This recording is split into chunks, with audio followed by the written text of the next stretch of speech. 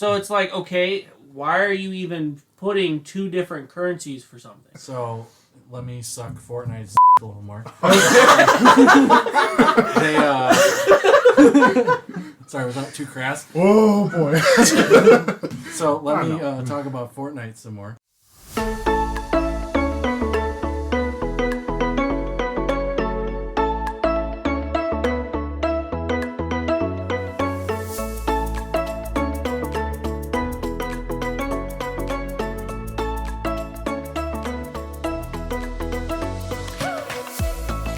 Hello and welcome to episode 11 of the Nerd Switch podcast. My name is Dylan, and joining me once again today is my good friend and fellow nerd Jeremiah. Hello, everyone, again. I'm still here. Also joining us again today is Paul. What's good? And for the first time joining us today, an old friend of ours, Tony. Welcome. I'm so shy. So today is kind of a big episode. We've been planning this one for a couple weeks. Just a discussion on the gaming industry in 2022. Hot topic, I know. It's we're all gamers. We all have devoted probably too much time of our lives into it. I know I certainly have this year and many other years. So we're just going to kind of break down our thoughts on the industry as it stands right now with a little bit of comparison to maybe how things were in the past, where we think things are going, and maybe where we think things should be going. So yeah, with that being said, let's go ahead and flip the switch and dive into our gaming industry discussion.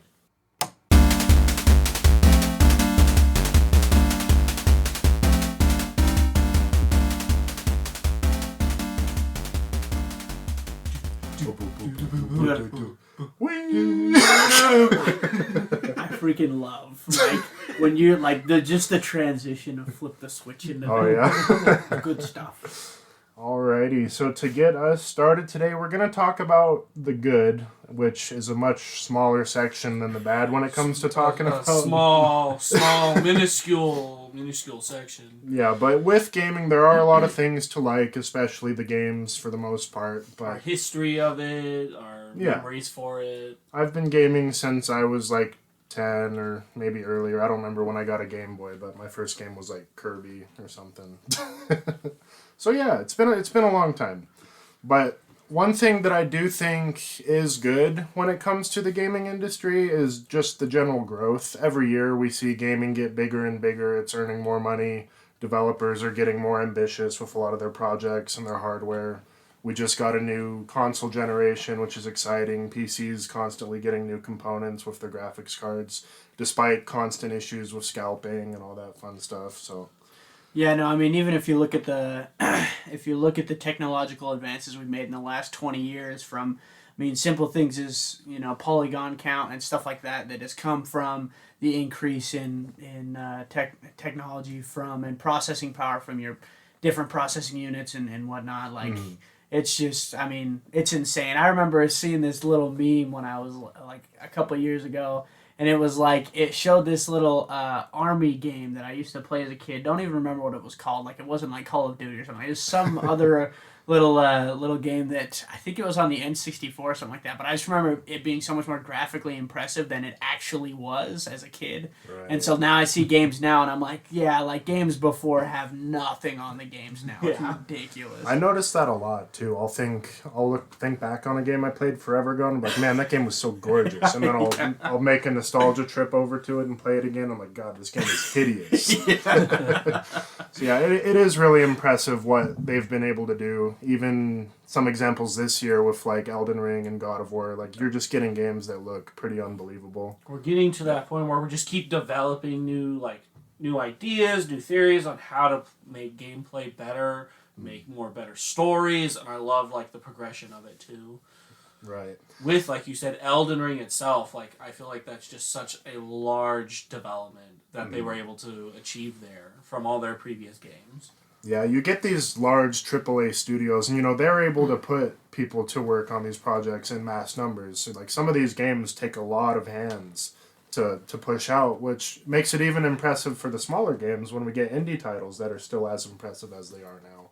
Oh, for sure. One that I played earlier this year, which I'll talk about when we get to our Game of the Year list, with Martha is Dead. Just there's indie games that are, to me, just as impressive as some of the AAA titles. So Yeah. a lot of good stuff happening when it comes to the actual creation of the games, and we do still get good releases, and they're still bad, which is inevitable when there's so many games coming out. Not every game is going to be amazing. Yeah. Yep.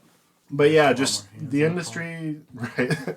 It's just growing, and you can also kind of thank COVID for a big increase too, because when COVID first started, you saw a lot of people being stuck at home, and this led to like when Animal Crossing came out, that game just blew up because people didn't have anything to do. 100%. Well, Well, and we gained a lot of gamers this year. Yeah. The last 2 years for sure. I think over the last 3 years, before that, it was very, like, being a gamer was a very niche, like, there was this very specific group of people that did this, and like, everybody just kind of made fun of them or whatever, made fun of us as gamers. But then as time has gone on and as COVID hit and stuff like that, the amount of gamers has tripled. I mean, they've gone into, and you know, not a lot of them have gone into, like, majority of people just play AAA titles. They don't get into the deeper indie stuff that a lot of people who've been gaming for years have. But it definitely has seen a large increase in the public because of COVID. Yeah, one thing I read online, I don't have a source for the article, but it's expected to be a $320 billion industry by 2026, just a few years away. So, I mean, that's just impressive to me. Yeah. That's a lot of money. Right.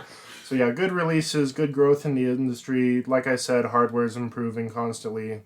One other thing that's kind of new and exciting still is just gaming subscriptions, which this can kind of be a gray area because I can see some people not being a huge fan of the progression away from like more ownership of your games, but subscription services are now becoming a massive part of everything from streaming, movie services. Video games are now doing it with stuff like Xbox Game Pass. PlayStation just started diving into it a little bit more, which I think it's a good thing overall. I've been a fan. It's like I hardly touch my Xbox, but having Game Pass allows me to play. Like I got to go play Halo, even though I wasn't really gonna buy it.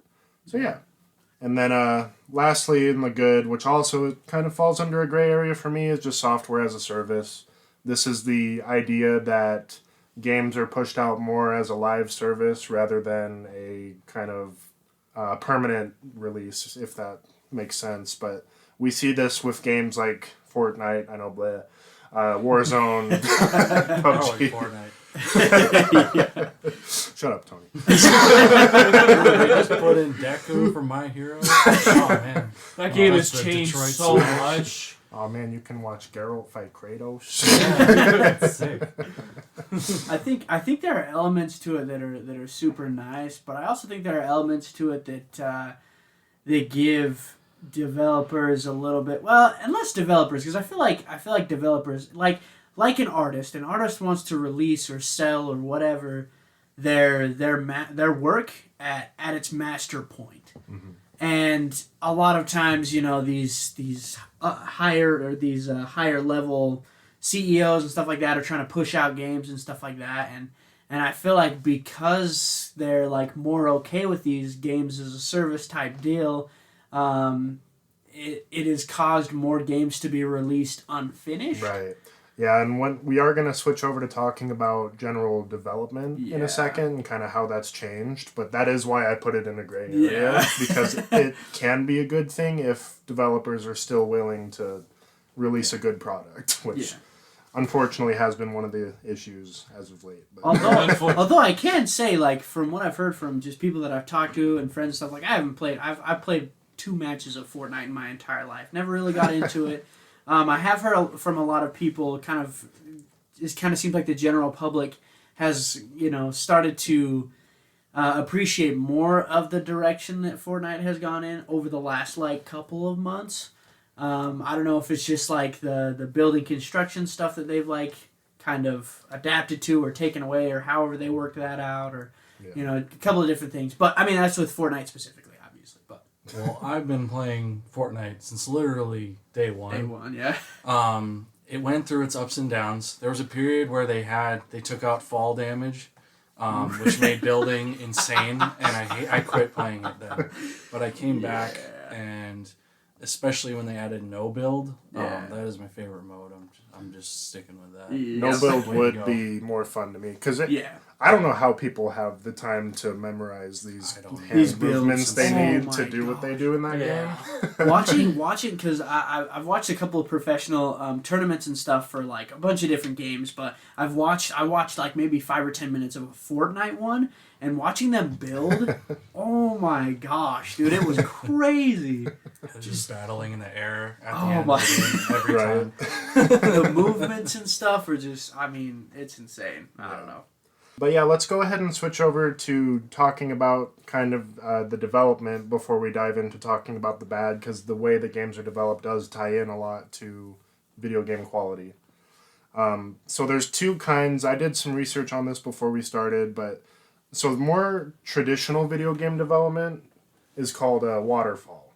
And this is a development cycle where you have a plan laid out ahead of time that from beginning to end, they do all the planning, all the work, and they ship out a finished product. This is more traditional development you get with like story-based games, where you get a game, maybe they'll add an expansion later on, but when it's released for purchase, it is a complete product.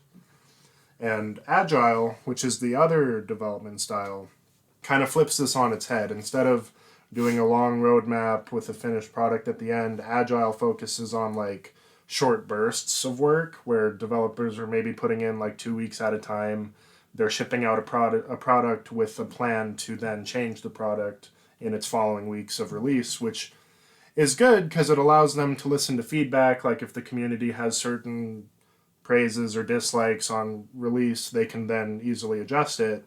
But it just, Agile has more of like a release now, fix later approach, which can be a lot of where the bad side of it comes in, which we'll kind of dive into. But this is the kind of development that software as a service is sticking to, whereas Waterfall is more traditional. I mean, one of the only companies that really uses Waterfall anymore is CD Projekt Red, which we'll talk about because this is also something that can tie into why Waterfall can be a bad thing still. Yeah.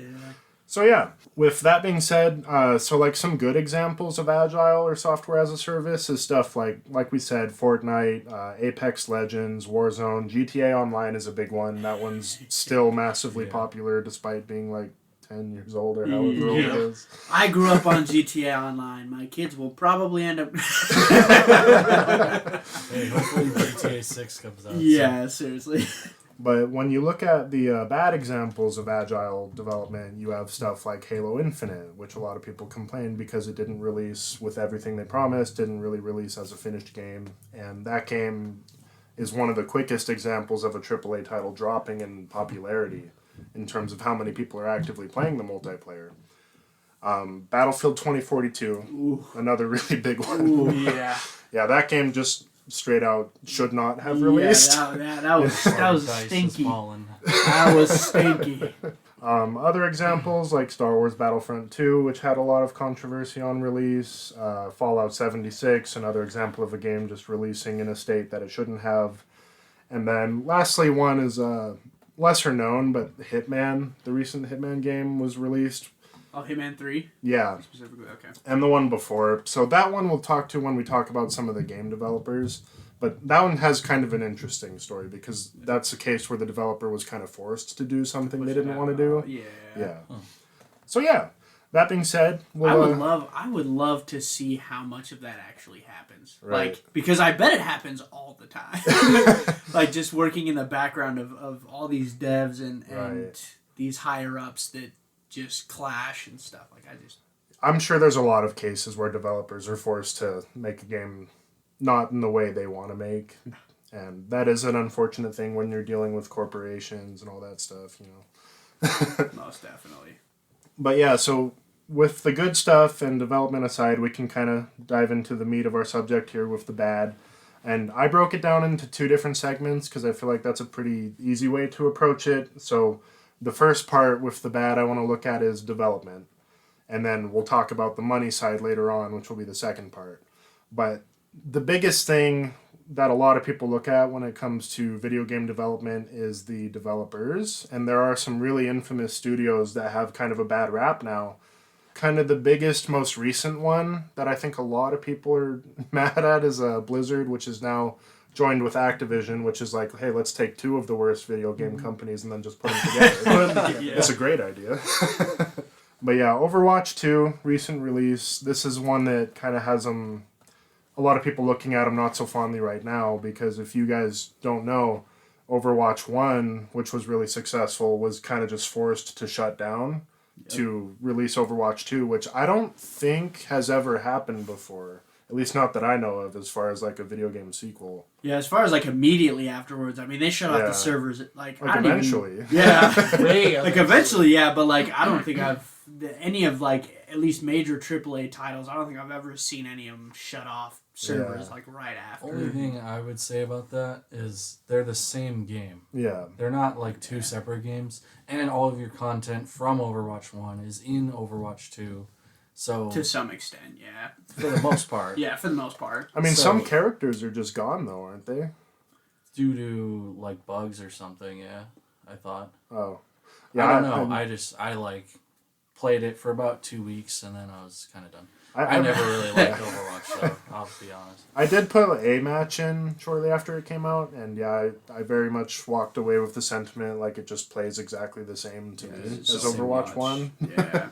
It's such a weird way to approach it, because, I mean, from what I knew, I don't think all of the characters carried over, so say, like, you had a main that's no longer in the game, but you had all their skins and stuff, that, to me, just is, Yeah, I think a lot of times, and granted, I know it is, because it's not Overwatch 1, it's Overwatch 2, like, it's supposedly a completely different game, it kind of makes it hard to say, that your content, your stuff, your work, all the work that you put in, all the hours that you put in should, go into that. But I'm also like, there are people who spend like hours and hours and hours and hundreds and hundreds and hundreds of dollars to do whatever they wanted to do. And granted, that was their prerogative, but... Yeah, like I'm not a massive Overwatch fan either. I know one of the guys we work with is a pretty big fan of it though, and he was pretty upset. Yeah. So yeah, just that's one of the big things they've done recently. Activision and Blizzard just has a lot. That's why a lot of people think they're kind of at the top of the iceberg as far as being the worst right now. But stuff like Diablo Immortal, which was more like mobile handheld intended version of Diablo, but also had a PC release, I think. But very quickly, people kind of realize it's just microtransactions, sort of pay to win, pay to progress, stuff like that, which no one is a fan of. No one wants that. No one wants that. Dylan, you only have to pay like $20,000 to get some of the things you want. No. Oh my god. No, legitimately. $20,000. Legitimately watched a video, and for people who love The Sims, because I know that's a pretty big game that EA released, for you to buy all of their content that you can possibly buy. I was reading something, I don't remember the exact number, but it was a lot of money to have everything that they, that they have to offer in The Sims. And I just thought, I just think that's ridiculous. Like, if you're going to release a game... It's like $2,700. Oh, there's some games. There's some which games is still, I mean, that's a lot. It is a lot of money. But there are some games that go over. Like, which game is it? It's like a Valve game or something. It's like no, Valve can do no wrong. There's some game that Valve has. I forgot what it is. Is but it you the can space literally one? spend. I think it's something like that, like some space game or something. But you can literally spend like $10,000 to get all the content.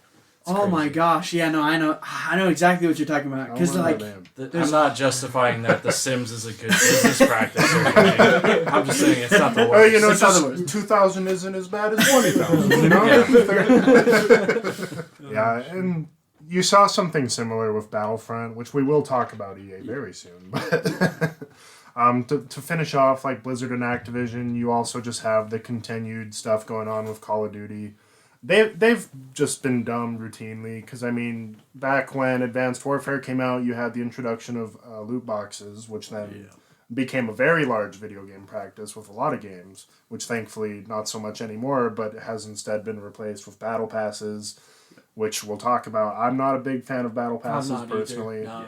I believe that if you pay... I'll explain why. Yeah, we'll talk about it. But yeah, next up, aside from Blizzard and Activision, is EA, which they've been under the gun as well pretty often. to me, they're probably the most egregious example of microtransactions. They're routinely doing stuff, whether it's through their sports games like FIFA and Madden, just releasing the same game every year but making you pay money for packs and teams and stuff. Thankfully, I'm not interested in sports because I'm fat, so... Oh my gosh. I mean, one that could be named just alongside that as well as 2K. 2K and Take-Two, those two companies I feel like are maybe not exactly the same amount as EA, because EA is a lot more widespread. I feel like but EA's been pretty above that. Yeah, but 2K I will and admit, Take-Two 2K has done some really good stuff in the past, but again, I feel like they're not. They probably kind of follow more other bigger companies' rules. So, because 2K has done some good stuff. They definitely have. I see them in the same light just because I do like sports. I see them in the same light because I see the biggest game that they release every year is NBA 2K, and I'm like, that is literally just like Madden and FIFA and like all of these other games that are just complete cash grabs. Like, that is all they are. Yeah, those games don't really change all that much either. No. Like, you can tell they reuse a lot of assets, and there's sometimes you just look at the crowd and it's like flat. Dude, sticks. honestly, I'm like the main reason that there's even like the biggest difference between one game and the next year is the roster. That's the only difference. What players are on what teams. That's like the only major difference that goes from. Swap a couple models. Exactly. Which, I mean, for the people that are into those games, that's probably something that's enough for them to want to put into it. Pokemon's the same thing. I'll say this. I've spent way too many hours playing Madden, but I love American football like it's my child. So. Okay. Yeah, another thing, this is more in the past for EA, something they're kind of controversial for, which is acquiring smaller indie studios just to essentially kind of kill them off. Yep. Yeah, there's been a lot of cases where I don't think it's even something they like maliciously did. I think it's just the downside of kind of corporate involvement where they bring in this small studio, they give them some more tools, but then they're like, hey, you need to make this game bigger, better, faster, whatever EA wants to do. And then as a result, when they can't meet the demands of a new development style, they just kind of go away, which we've seen a handful of studios kind of just disappear because of EA. And then BioWare.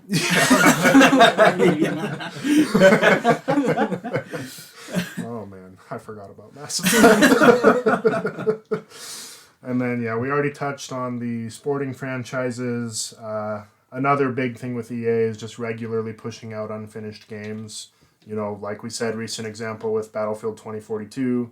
Even the EA Sports titles we brought up regularly release, sometimes very buggy, which for a game that reuses assets, I think is kind of just bad. Yeah. Oh, 100%. 100%. For anybody who's really a fan of, like, the sport and, like, watches live actively and stuff, and, like, because they try and make it as realistic, as possible, air quotes, But, like, it's so buggy. It's so bad. Yeah. And then I forgot to mention this with Blizzard and Activision, but it's something that they, as well as EA, is kind of badly looked at right now for, which is just a lot of like class action lawsuits and allegations as far as like workplace misconduct. So there's some stuff going on behind closed doors, which has been a big thing with a lot of industries, everything with like the whole Me Too movement and all that stuff. So it's something they're kind of looked at not so fondly as well, which I don't know the details on it, but it's all I know about that is I have a friend who his entire family has been playing World of Warcraft since day one, and I think only one of them plays it now because of everything that was going on with like a lot of it was like sexual misconduct and like just mistreatment of like women in the workplace and like a lot of that. And so, I mean, obviously, I'm sure there was more on top of that, but I just know that, I mean, that entire family, huge fans of World of Warcraft, and completely stopped because they were just like, we cannot support a company that thinks it's okay to, treat people like this. Yeah, and that's because where EA is kind of leading the charge on egregious microtransactions, Blizzard and Activision, they're definitely the one most well-known for a lot of those allegations, which is really unfortunate, Like, I would stop playing Call of Duty for it. I like Call of Duty. Which, I might cut that out. 'Cause I think it's bad. Another big company. Anyways. Call of Duty's just working it too much. Call of Duty is its own thing. Their company was better before. I can't blame Call of Duty for what the company is doing. It's more on the Blizzard side. Yeah. I get what you're saying. We understand. But there's also Ubisoft, which Ubisoft I think's gotten a little better as time's gone on, but they still have their fair share of stuff. One big thing recently with them is they were actually trying to incorporate more with crypto and NFTs into gaming, which, yeah, I know, it's like, why? Yeah. Yeah, they're trying to do stuff like, you can own this exact cosmetic or something, and no one else can, and I don't think those are two worlds that are necessary and or like ready to merge yet. Yeah. You know, maybe later, but I don't know what they're That's doing. some like VR stuff. Yeah. Right? We're not there yet. I have a lot of like Ubisoft. Really, since the original trilogy of Assassin's Creed has not been the same for me, and I don't know if they ever will be. Yeah. Which is unfortunate because I love the original trilogy. I love Ezio. Yeah. So the fact that Ubisoft has done what it's done so far, like I literally haven't played an Assassin's Creed since like. Yeah. My last one was the third Ezio game, Revelation. Oh, yeah. And You never played like Black Flag or anything? I guess I did play Black Flag. Black Flag is pretty good. That's a good one. I guess for those that I really enjoyed, I guess Black Flag was then my last one. They did have for the original series, the original trilogy, Yeah. it was definitely, that was way better. Black Flag was teetering, Yeah. but it was when they created Origins that I just couldn't get into it. Yeah, I played a bit of Origins and I mean I stopped after that. I think I played a little bit of the one that's in Greece. I don't even remember what that one's called. But I played a little bit of that one, but I mean Black Flag is actually a lot of people's favorite in the series, but I feel like that Black Flag is teetering between the old fans and the new fans. Like that was like the crux of rather that or Assassin's Creed 3 were kind of like the crux of kind of both sides. Not a lot of people love Assassin's Creed 3, but I was actually Assassin's Creed 3. you did. I was like, I actually do. I actually really like Assassin's Creed 3, but and the different elements it introduces. But. Yeah. That one's actually my favorite, which I know is kind of a hot take. Like, I did play and enjoy Origins. I thought it was like a unique take, but then they did the next two and kept doing it, and then the games, they were just like huge. It's a weird complaint to say that a game lets you do too much and has too much going on, but I think that is the case with those because it's just like overwhelming. Yeah, with those games, they just had so much going on. Like with the original trilogy, again, you had like the one secret assassin's tomb that you got like the strong armor, you could get some strong weapons, you had like an end goal, and then you could replay. Yep. That was kind of like what I enjoyed. With these games, I felt like there was like several different epic gear, legendary gear. I don't care for those in these kinds of games because that's not what this game was for me. Yeah. The gear score, the rarity of gear doesn't make sense in these types of games.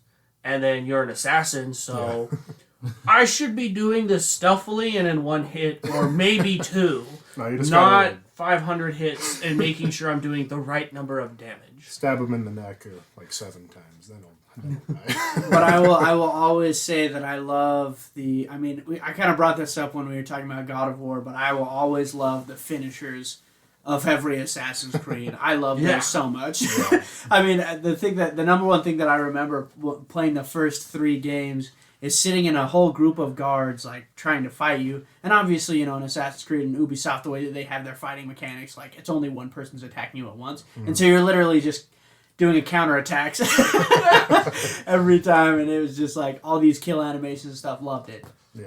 But another game that did very similar to that, which I thought was really good, was the Arkham Knight series. Yeah. Because they had actually able to have multiple enemies could attack you, but you could still counter them both. That was a good combat system, in my opinion. I think that's where they should have gone with, because I do know a lot of people didn't like the massive number of guards attacking you. Only one of them's going to go in for a swing. that could have been like implemented that multiple people could attack you at once, multiple people can be countered or dodged, rather than a RPG aspect for Assassin's Creed.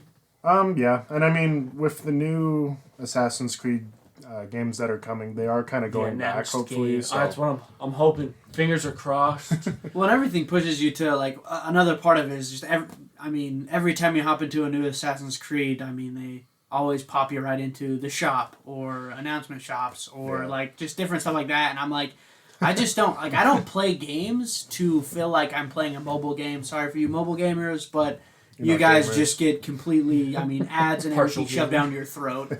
And I'm just not that gamer. So. Yeah. Well, it's just part of the new experience where they want you to feel like you're getting pickpocketed. So, part of the Assassin's Creed. Part of that Assassin's Creed experience. Wow, this game's really immersive. My wallet, where'd it go? But yeah, another thing Ubisoft was kind of under fire for was some controversy with game ownership, where I don't remember how recent it was, but they had gone and just straight up disabled some games on Steam and made them no longer available, which then they quickly undid because a bunch of people complained. They're like, hey, why? Because it wasn't like it was a licensing issue where they had to take the game down for sale. They just did it for whatever, because they wanted to. And then Assassin's Creed Unity, they have released games that were unfinished. Not as badly as some other companies, but Ubisoft is still a big studio that does it sometimes. Was Unity the one that was in England, right? France. Okay. If I'm thinking of the right one, that's the one where it's you can see into their skull and Yeah, stuff. that's one where nobody had faces. Same one. Yeah. Okay. And then lastly, for me, is at least as far as companies that are kind of meh, is Square Enix, which they're not as bad. That's why they're on the bottom of this list for me, because they do still do a lot of good stuff. But this is where I wanted to touch on kind of the interesting thing that happened with Hitman and Deus Ex, because these are games that were historically doing really good, but then there was a point where Square Enix or whoever was above them kind of told them, hey, the next games you develop, you have to use Agile and software as a service. And they forced them to change their development cycle, as they were working on the games.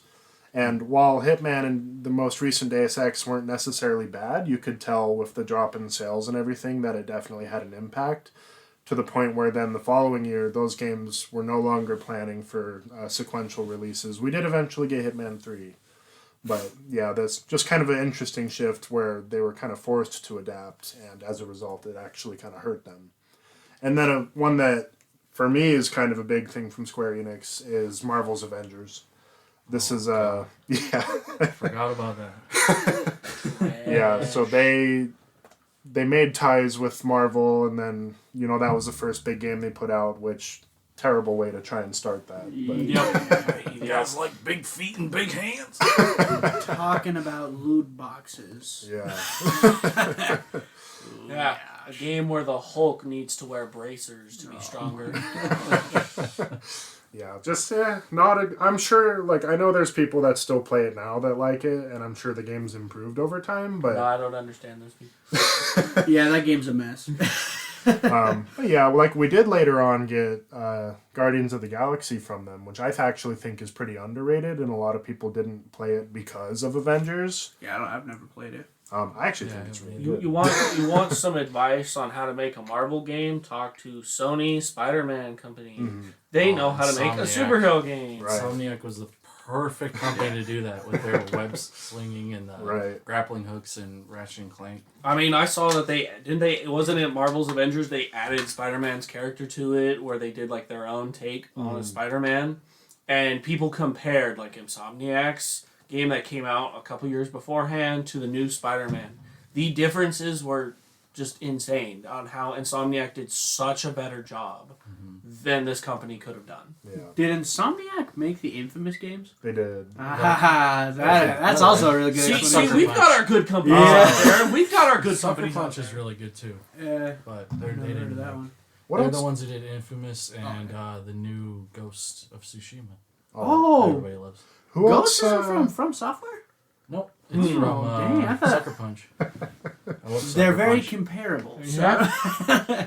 What else did Insomniac do then? Was that Ratchet and Clank. that's It's right. like I think they did Sly Oh, Cooper. they did Sunset Overdrive, didn't they? Yep. Yeah. Okay. Oh, that's one I haven't Good heard in a company. while. Oh my Yeah. goodness. Yeah, that's a game that just disappeared. Oh my god. That's a good game, though. That's a one I forgot about, too. Yeah, seriously, what the heck? Or no, they didn't do Sly Cooper. But yeah, that's all the ones I had as far as developers. I don't know if you guys know of other ones. I know like Capcom is one that comes up sometimes, but I just They're I'm so not- like wishy-washy. yeah. They're back okay. and forth. They have like some good releases, and then DMC5, and then Resident Yeah. Evil was so good, and then Right. now it's kind of like Resident Evil 3 was a little. Did you like 7 and 8? Yeah, Okay. those are good. yeah, Me and Jeremiah about to fight. I'm pumped for Resident Evil 4 remake. Yeah. I know. I'm That's loving good. all Yeah. the remakes they're throwing out because I personally like it because I liked those back then, but I also wasn't a fan of some of like the old mechanics, the like fixed camera, and you just have to Yeah. figure out how to walk down a hallway. And I'm liking the new like way they have it set up that they're going to be able to move.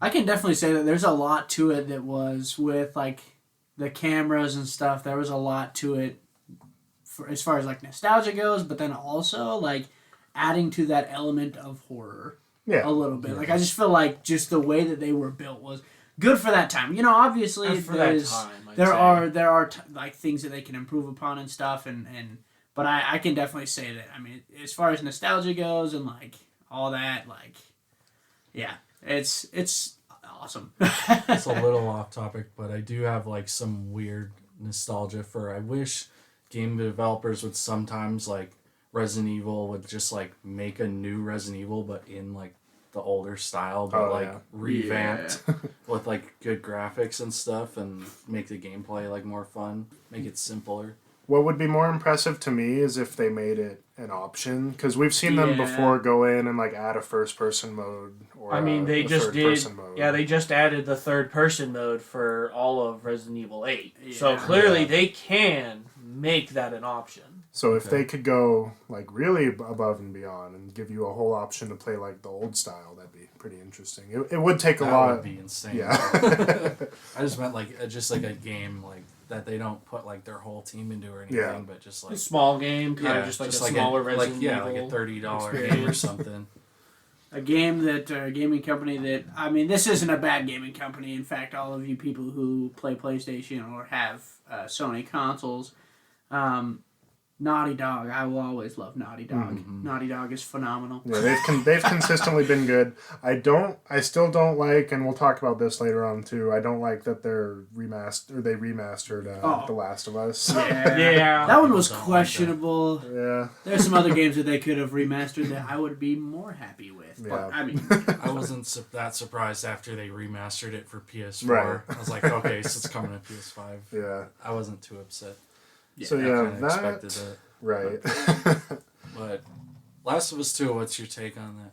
I really like it. I know Jeremiah doesn't. I like that too.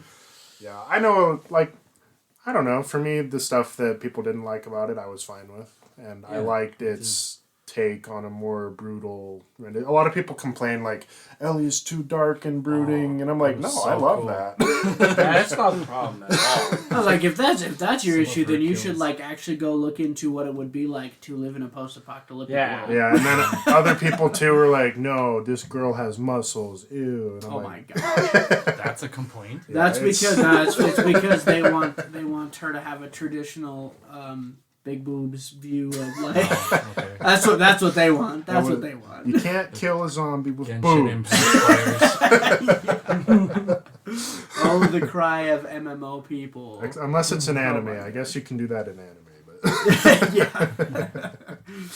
Well, yeah, that aside, we can kind of shift over to the next part of the development, which is shoddy AAA releases. This has been arguably the largest point as far as people complaining about the gaming industry as of late. One of the most recent and arguably to me the largest example of this happening was Cyberpunk 2077, which broke my heart because, you know, The Witcher 3 just solidified that CD Projekt Red to me was like S tier in game development. You know, they were still doing waterfall development for the Witcher series. And, you know, Witcher 3 had a rough launch, but it was a very good game. And they did stick with waterfall development for Cyberpunk, but the ambition was definitely beyond the scope of what they were realistically able to do achieve. so much, Yeah. and then they're like, "Oh, we're gonna." But the problem is they advertised what they wanted to do. Yeah, and that's the biggest thing there is that they were announcing like, "Oh, you're gonna be able to do this, this, and this," right. and then when they attempted it, they're like, "Oh, I don't know how to do that." Oh, yeah, we can't do that. They missed the opportunity of show, don't tell. Yeah. That's key. And we've seen that happen before. Like, one of the earliest examples of a game not delivering what was promised would be No Man's Sky. Oh yeah, Which that that was game... the Not the biggest. earliest. The biggest Well, I mean, game. In recent memory. Yeah.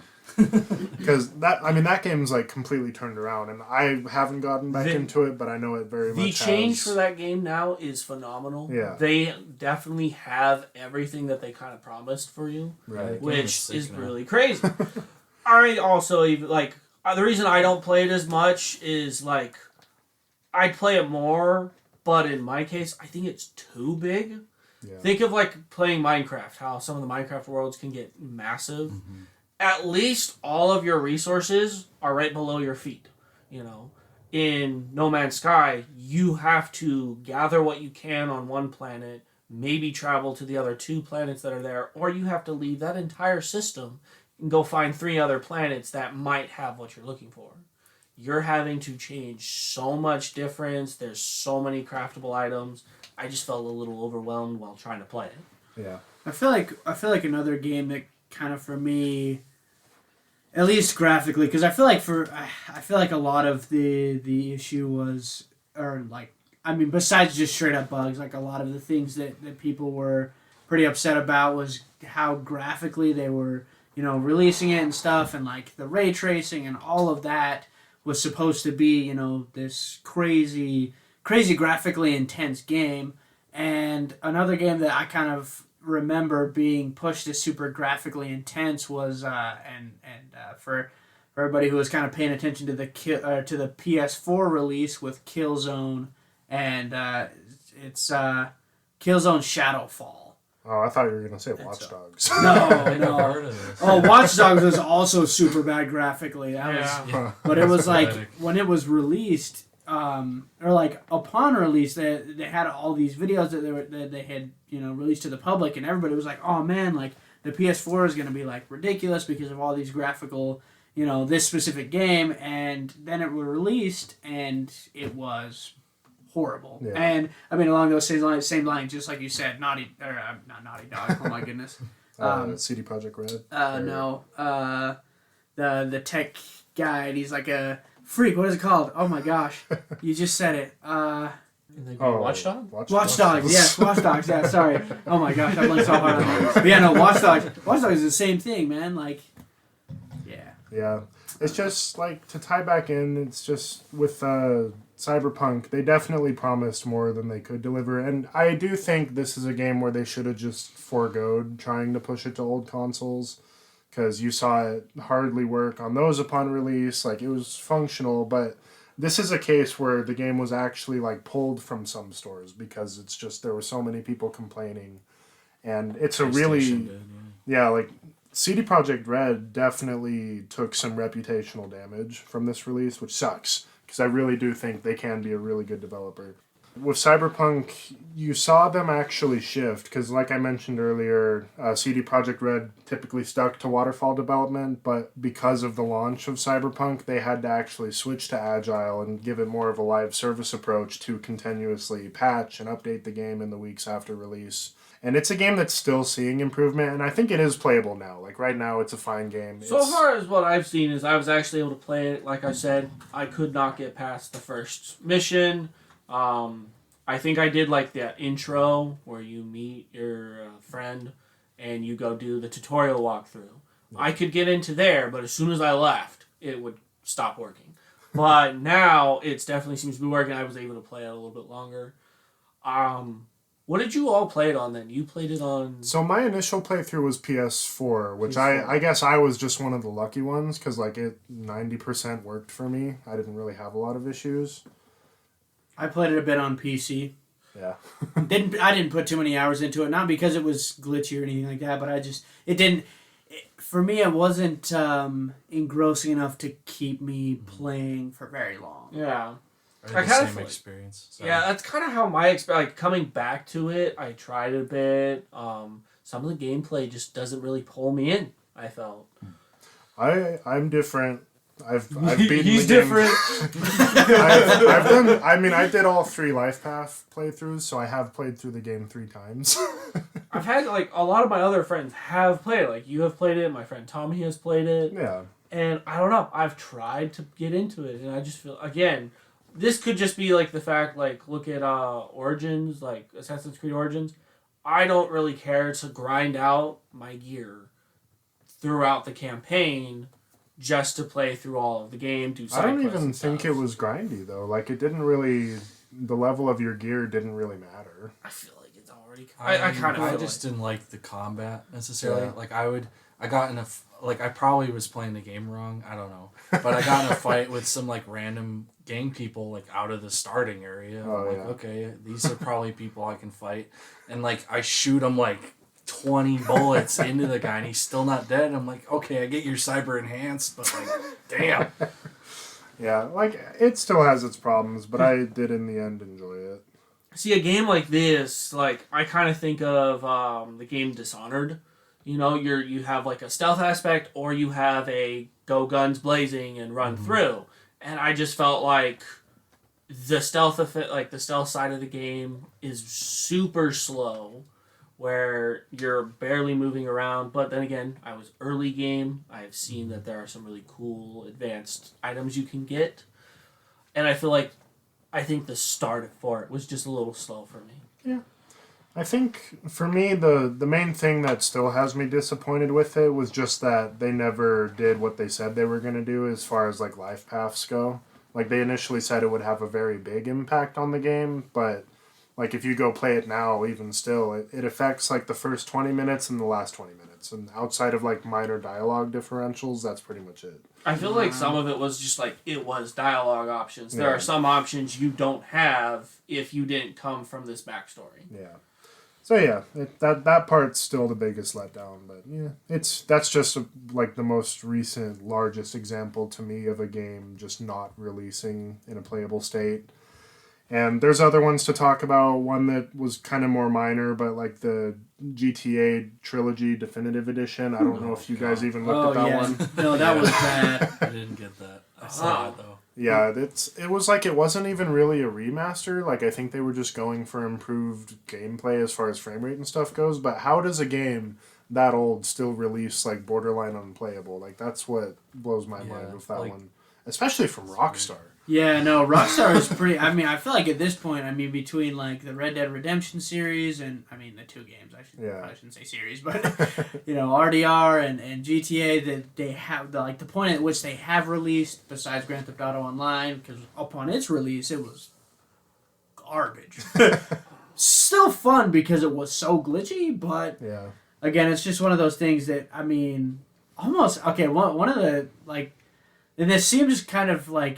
Okay, it kind of seems like a minor pet peeve, but like, I don't know if any of you guys played San Andreas in particular. I did. But the rain, when they did the definitive edition, it like you can't even really see that good. Like Really? because the rain is so intense in the definitive edition. Like, I remember seeing a meme my about God. it. I never bad. saw it, Stay but there's inside something here. I was playing recently that has rain in it, and yeah, you cannot see because the rain just glares over your whole Well, screen. guys, this is just like next level immersion. You shouldn't have played the game. I don't know about you, but I can still see pretty far ahead of me in the rain. Yeah, but you don't want to go outside when it's raining. yeah, but if we're talking about that, I mean, how many flashlights do you know that in horror games, you know, stop after like 5 feet? 5 feet, you know. That's what my phone lights. Yeah. Those are the only ones. Yeah. But I think one of the main reasons why they did it is because they wanted to release. Well, I mean, again, money, because that's why they keep releasing more content on GTA Online. But money, but they wanted to release so that people who played San Andreas and Vice City and what's the other one? that was in there. Was it GTA 3? GTA 3, yeah.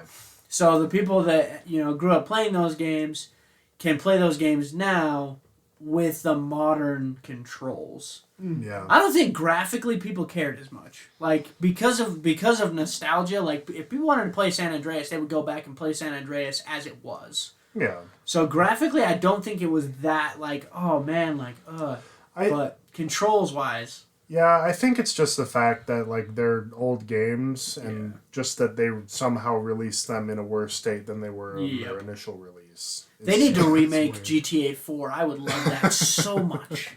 Oh my gosh. But yeah, another one we already kind of touched on, just Battlefield 2042.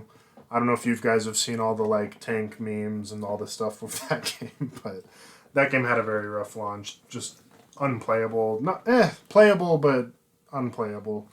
Some mechanics not playable, basically. Yeah. It almost seems like when they did the initial like pre-game release, like the demo thing that they had people running through, a lot of it seemed like they just didn't do too much to the game at that point because people were beta testing it and stuff, and then there were like some bugs that were fixed during the beta testing, but then when it was released, it didn't really seem like they did much. Yeah. Like they just released it as is. Yeah. Another one, it released as a playable game, but missing features like we talked about with Halo Infinite, where I think now, like, I don't remember exactly when the game came out, but it's either close to a year or over a year later. They finally added Forge. Yep. Yeah. So Finally added Forge. super recent example with Pokemon Scarlet and Violet, which me and my fiance both got a copy and played, and I still had fun with it, but that game absolutely is not finished. Well, small indie studio, like $3 billion company. Just one of the biggest franchises No ever. big deal. Company that's been couple around crappy for games. years. They've made how many games? Yeah. I just wish they'd go back to sprite based and 2D. They were better See, games. I back liked then. the 2D, but then I also loved growing up on Pokemon Coliseum and Pokemon they should Shadow X do Y. Those games, again. yeah, those games were great because those were like an actual, just like kind of not full above, but kind of far back, really far back, third person almost. Mm-hmm. And they had great story. You just kind of read through the scripts for it. You had your Pokemon that you could catch that were set into the game. But imagine a game like that where you're able to completely free roam in the Pokemon world that they create. Yeah, like a more linear Pokemon is good in 3D. Yeah. Whereas Yeah. like an open world, all that stuff should have been done in I 2D. see. I choose to blame Nintendo for just purposely staying behind. I do As far too, as, honestly. hardware goes. I feel like they choose not to update. Yeah, imagine if Naughty Dog got to get hands on an open world Pokemon game. They could do something with it.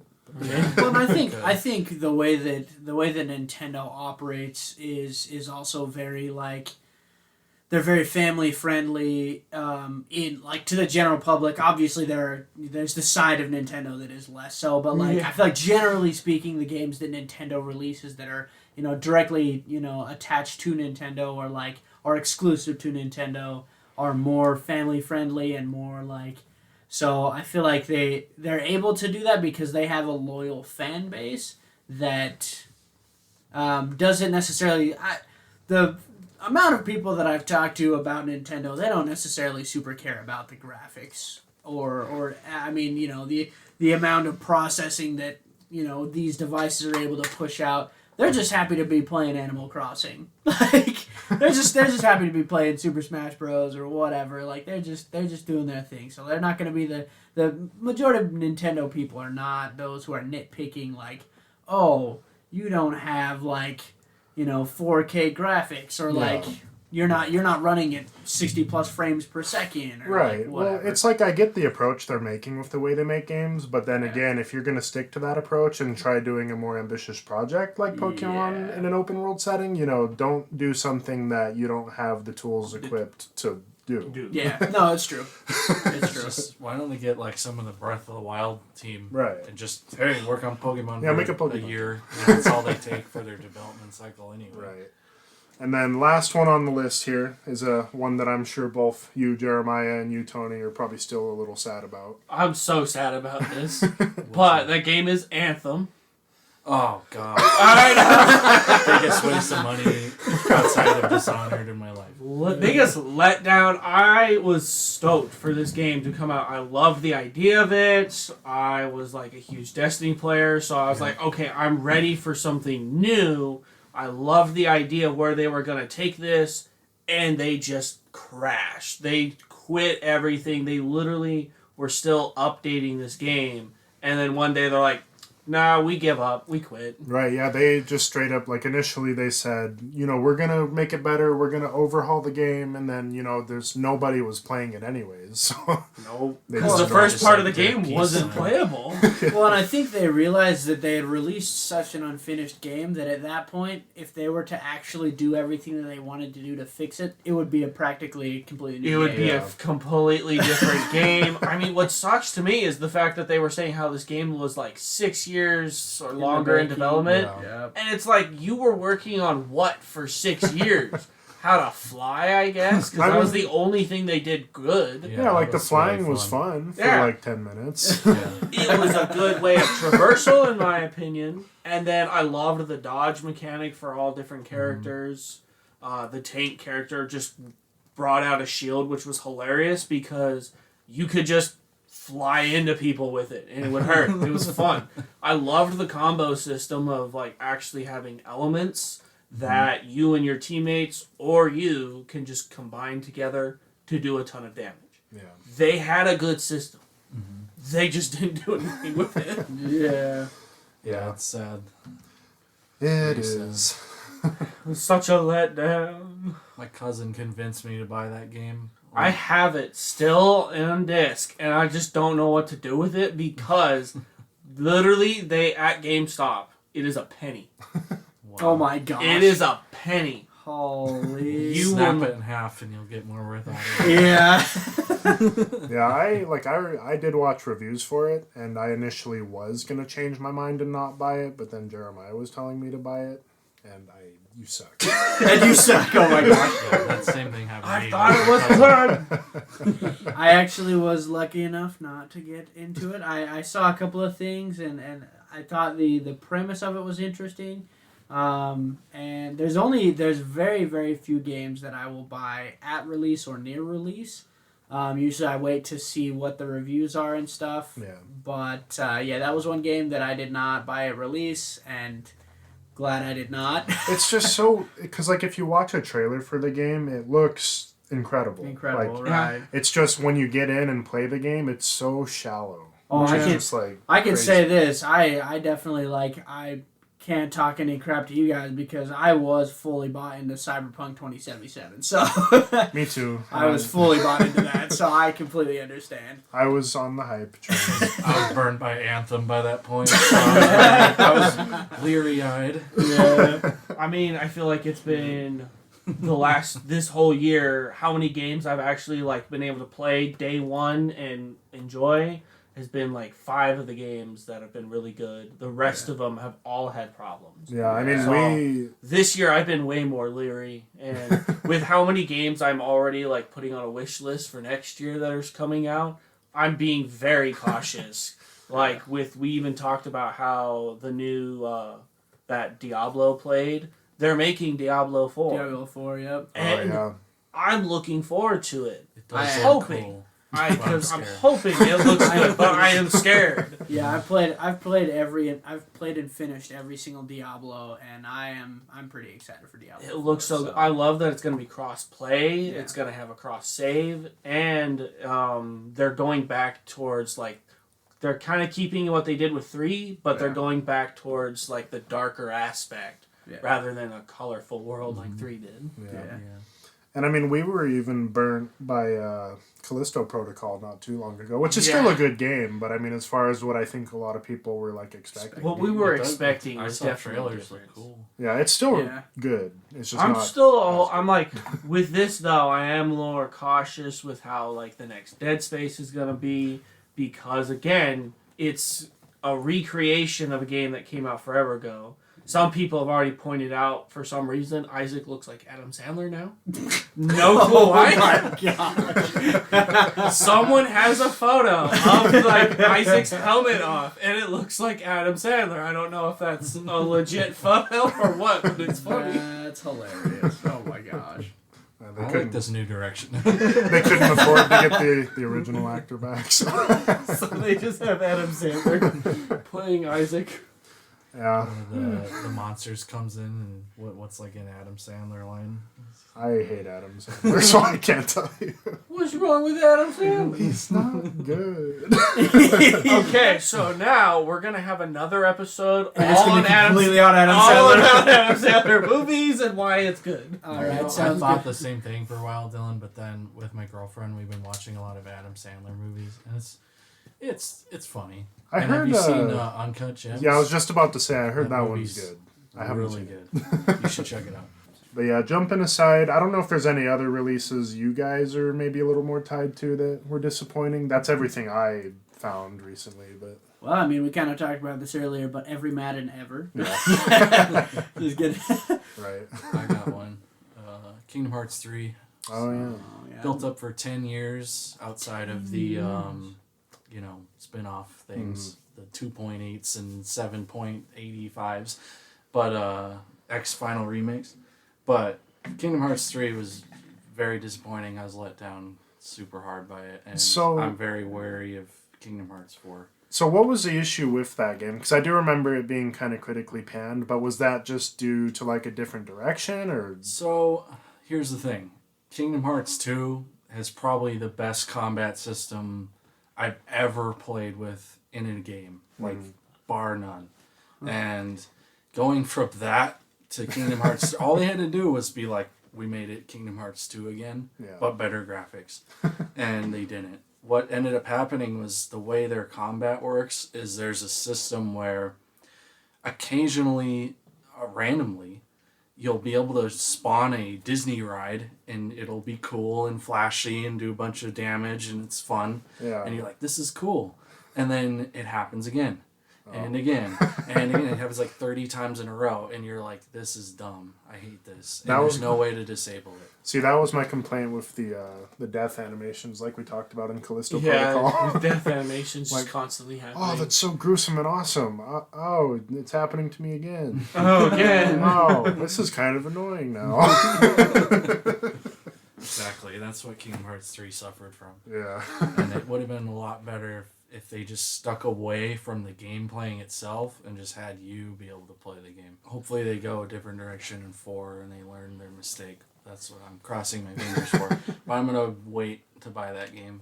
Yeah, I had like a couple games. They weren't like super broken, nothing like Cyberpunk level, but ever since Cyberpunk did come out, things were very cautious for the whole year. Yeah. Things like Dying Light 2 that I was super excited for. Because Dying Light 1 was so good. Dying Light 1 was so... Oh the my fact gosh. that they were literally updating their first game the day of Dying Light 2 came out meant that they were still putting enough effort and time into that game.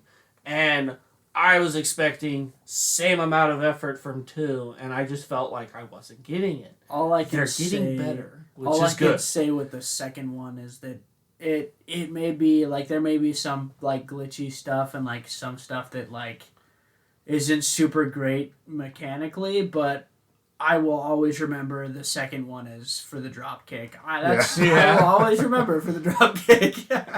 Yeah, I enjoyed 2. I just thought the story was not Yeah, Kinda story lackluster. wasn't as good. Yeah. The one thing I didn't like was they took out story progression with co-op.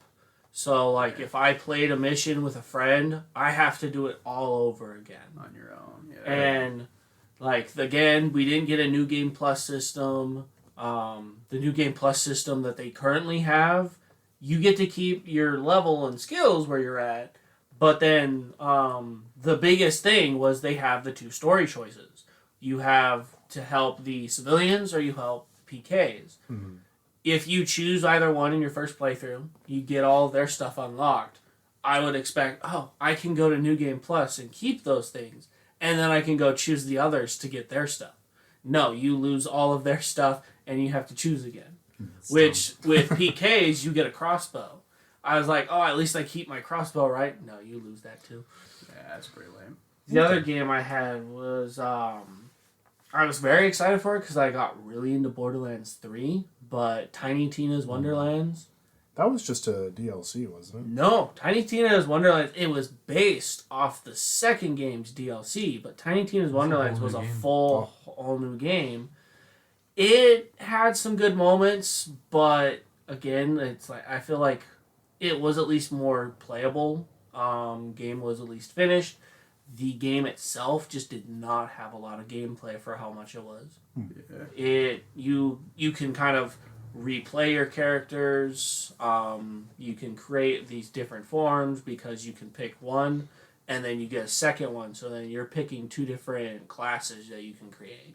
Okay. They had some good stuff, but again, I fell out of interest for it pretty fast, which kind of sucked. Yeah. And it's interesting because Dylan thought the same thing I thought. I thought it was a DLC when Yeah. I first heard it. So they obviously fumbled on their marketing or something. Yeah, they tried to. I mean, a lot of people were thinking that as well, that it was just a DLC. A lot of people were trying to tell everybody, no, it's not a DLC. Like, this is its own game. The DLC that it's based on was from 2. Well, yeah, I mean, Borderlands usually does get a lot of marketing with their releases. It's like, I had no idea. Yeah. But yeah, looking aside from kind of the bad releases we've seen, one thing I want to touch on, which I mentioned earlier because I was talking about how COVID was kind of a boost for gaming in terms of like growing the industry and getting more people behind controllers and keyboards. But at the same time, COVID also had a large negative impact on the industry in the sense that it led to the highest number of like video game delays that we've ever consecutively seen in one time, as well as the introduction to more remote work, which can be a definite contributor to some of those releases not being as good. So while it was good to like get more people gaming, I think it did offer a lot in terms of kind of harm. Yeah, just general game delays, all that fun stuff. And it also kind of could be considered like a final nail in the coffin for physical copies of games, because that also, people couldn't really go to the stores at the time, so a lot more stuff was being purchased digitally, which still today GameStop is fighting to stay alive. You know, They are struggling to stay alive. I know Xbox, when they were like coming out with their new consoles, I can't remember if they bought like stock in the GameStop, donated or something, but they gave a percentage of any disc bought from Xbox games would go to GameStop, basically. Yeah. So they were trying to help them out.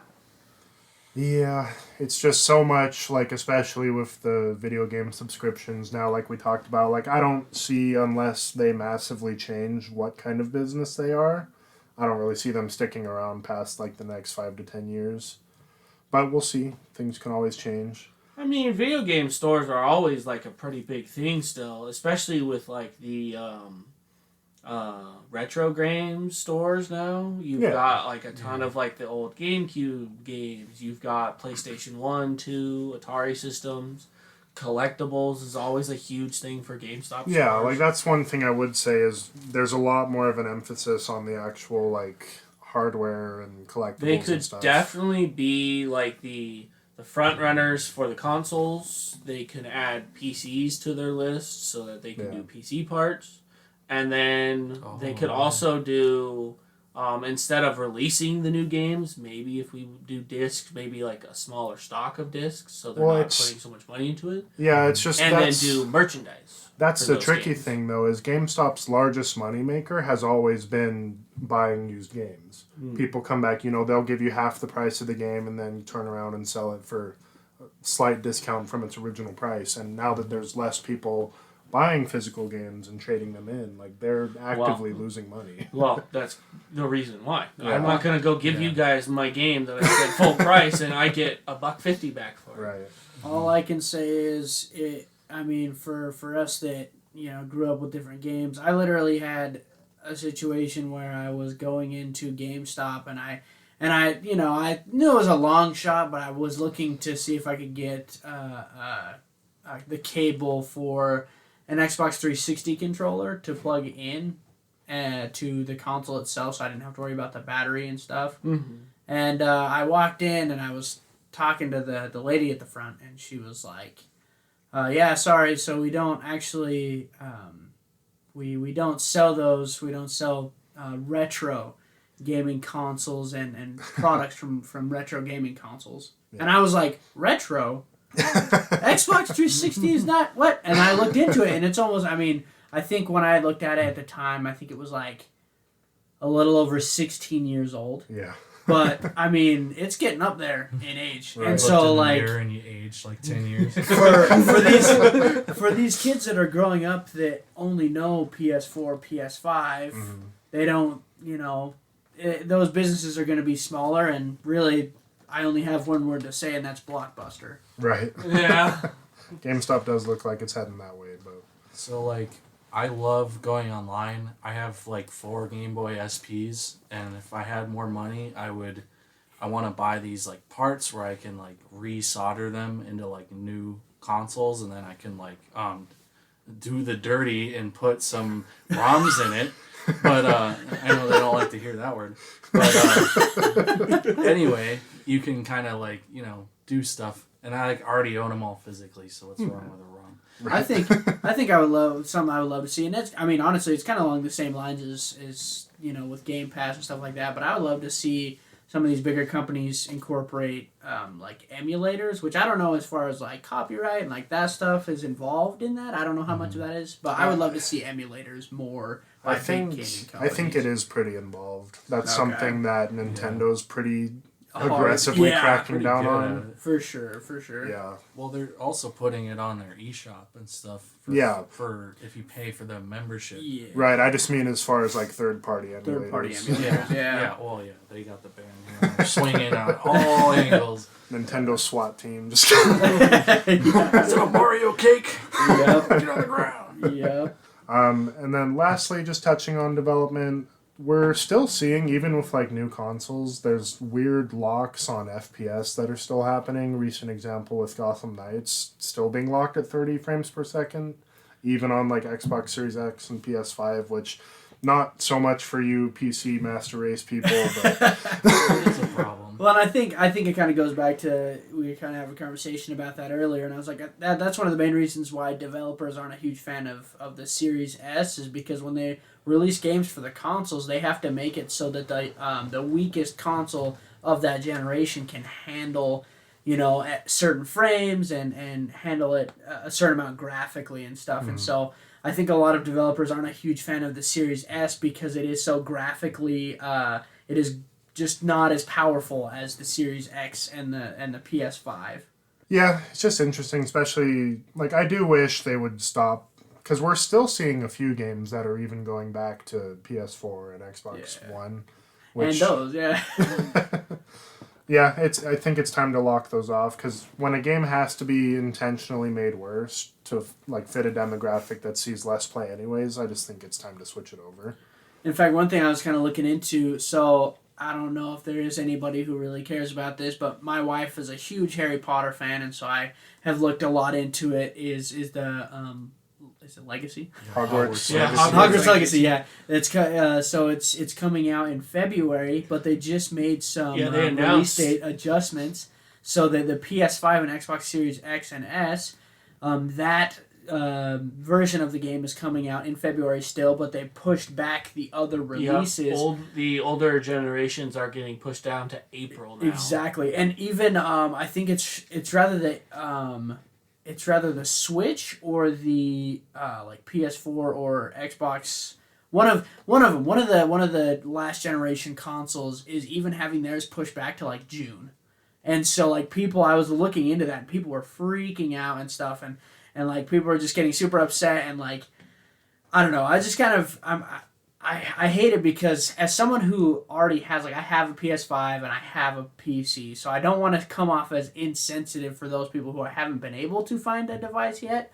But to that same extent, though, it's been long enough into the current console generation that I think a lot of what was viewed as like, oh, you just can't find a console, majority of that is gone. Like, it did take quite some time. It did take quite some time. It did take quite some hard time for people to let go now. It did take quite some time, but I feel like at this particular point, with how long we've been in the current console generation, I mean, I seriously have walked into Target and Walmart, and they have consoles there. Yeah, I've been seeing a ton of them now. Yeah. Again, I don't want to come off as like, you know, insensitive for people who haven't been able to buy it or whatever, but like, I'm like, to some extent, there has to be a cutoff. Yeah. Cut the umbilical cord now. Yeah. I mean, I can't remember what games they were. I know small things like Goat Simulator 3, only PS5. I know it's funny, but We got the best exclusive. Yes. Yes. Forget God of War. They are doing it for small games. I've noticed it where they're only doing it for like current gen, so it's Xbox Series X and PS5, not going to PS4 and such. So they're doing it for small games, but they definitely do need to be doing it more for these bigger title games. Yeah, because usually, like, historically when we get the console releases, like, they'll do it for like a year or so. In terms of like still releasing it for previous console, but I think if they want to keep doing it, maybe they just need to put more resources in so that we can have the game released like as it should on a newer console compared to dumbing it down. Yeah. But yeah. Lastly, the very last thing I want to touch on as far as development, this is more for the PC people, and it's just that we're still seeing examples of PC ports not being very good, most recently with Callisto Protocol, which had a very bad PC launch compared to people like on PlayStation. Does anybody know about the new Spider-Man on PC specifically? I haven't looked into it. I haven't looked into it either, so I don't know. I heard briefly, I don't know, my knowledge is minor, but I've heard that at launch it was, a little shaky, but I heard now that it's pretty stable and it runs even, better. Yeah. I mean, well, that totally makes sense because, I mean, the PC community in and of itself, because of because they have a lot more access to, modding and stuff like that, they're able to generally make the vast majority of games a lot better. Like, one thing that I mentioned with Cyberpunk 2077 is that a lot of the people who played PC exclusively for that game didn't experience as many issues as those who were on console. Yeah. So there's that to be said with that, but yeah, there's just been cases in the past where a developer will outsource the port to a third party, like we saw with Batman Arkham Knight. Yeah. Kind of an older example, but another pretty big one. Yeah. And just PC ports, I think, don't always work out. Yeah. Which I don't play PC. I like consoles, but I'm a pleb. I got both. Sometimes I'm like, I want to get this one on PlayStation, and other times I'm like, I want to get this on PC. My thing with PC is I don't like that you have to upgrade individual components, but I get that it's also probably cheaper in the long run after you buy the $1,000 computer. In the long run. After you buy the initial, 10 years. After you buy the initial, it's a lot cheaper in the long run. But I mean, just bought a new computer after 10 years of having my old one. Yeah. So. Okay. Well, with that, we can move to kind of the final part here, which is we're still talking about the bad, but now we're going to shift more over to the financial side, or the way that money is involved. We're in the bad, part 2. Money. First and foremost, just stating the obvious, microtransactions. Awful. But horrible. Been Nobody a loves constant thing going on, and it's taken on many different shapes and forms and faces. Like I mentioned earlier, we had loot boxes for a while. I'm so glad they don't. I hope they never come back. Which that's a unique situation because that's something that actually kind of got forced out by outside involvement. People were like, "No, this is gambling," and there was legislation put in place, which I think is pretty interesting. But yeah, we'll talk about battle passes now because that's pretty much the norm as far as a lot of games go, which I didn't touch on it then, but the reason I don't like battle passes personally is because you're asking me to pay money to then play the game to earn a product. I if I'm giving a game money, I want a product. I don't want to be you can get our product, but that's only if you work hard for it, Yeah. play our game, and actually experience it. You're just paying for the ability to unlock stuff, which I'm not a huge fan of. Like, it is better. It's a better approach than loot boxes, I think, because with loot boxes, you're not guaranteed to get what you want anyways. Yeah. See, But, in yeah. like free battle passes, again, I only know this one game that had a free battle pass was Deep Rock Galactic when that came out. It's not a very popular game. The game itself, they released it for free for PlayStation this year. It came out for like the PlayStation Plus subscribers, and they got it for free. This game had already been out. It was a early access game on Steam for a while. Yeah. Basically, it's dwarves mining in space. Oh. Pretty casual game. The Big, game big, itself big. has a free battle pass though. Since I got the game for free on PlayStation, I got in everything for free. You can use real money to purchase like cosmetics that are for sale, but all of there is no purchasable currency. All of it is earned in-game and 100% free for me there. Yeah. And that makes more sense because had I had paid for this game, I would have bought a game and got every battle pass for free. Yeah, like, I'm going to bring up Call of Duty again because I'm a simp. Makes sense, you know? I was actually gonna say something about that. Yeah, remember, because way back in the day with Call of Duty, you could just drop like $2 and get the gun skin you want. Yeah. Whereas now with Modern Warfare and every release since, we've had like upwards of $20 to $30 DLC just for cosmetics, which to me is Yeah. crazy when a cosmetic item costs half the price of the game. Yeah. And then you're just, compulsive and you have to buy it because everybody else is buying it. I like And it. you want it too, so you're going to end up buying it. I wanted the Godzilla suit. I wanted the cool shiny gun, I play League of Legends. I understand. Yeah. Oh yeah. $100 skins. Yeah, Yeah. that league's in its own little. Oh my Yeah. gosh, dude. Yeah, it's just microtransactions have never been something that I think people have had like a smile on their face when they're talking about them. Yeah, but no, never. Season pass wise, because you have that next. Season pass wise, those at least made sense again because back then it was you had a standard game, you could buy it on its own and play it, and then they would have a potential season pass that you could buy with it, or you could buy the deluxe edition that comes with seasons pass, and you get all the seasons that would come out. Right. You would be basically paying for both. You're paying for the game and the seasons pass. You got it all. That makes way more sense as like a purchase than when they say, "Oh, we're gonna have a seasons pass."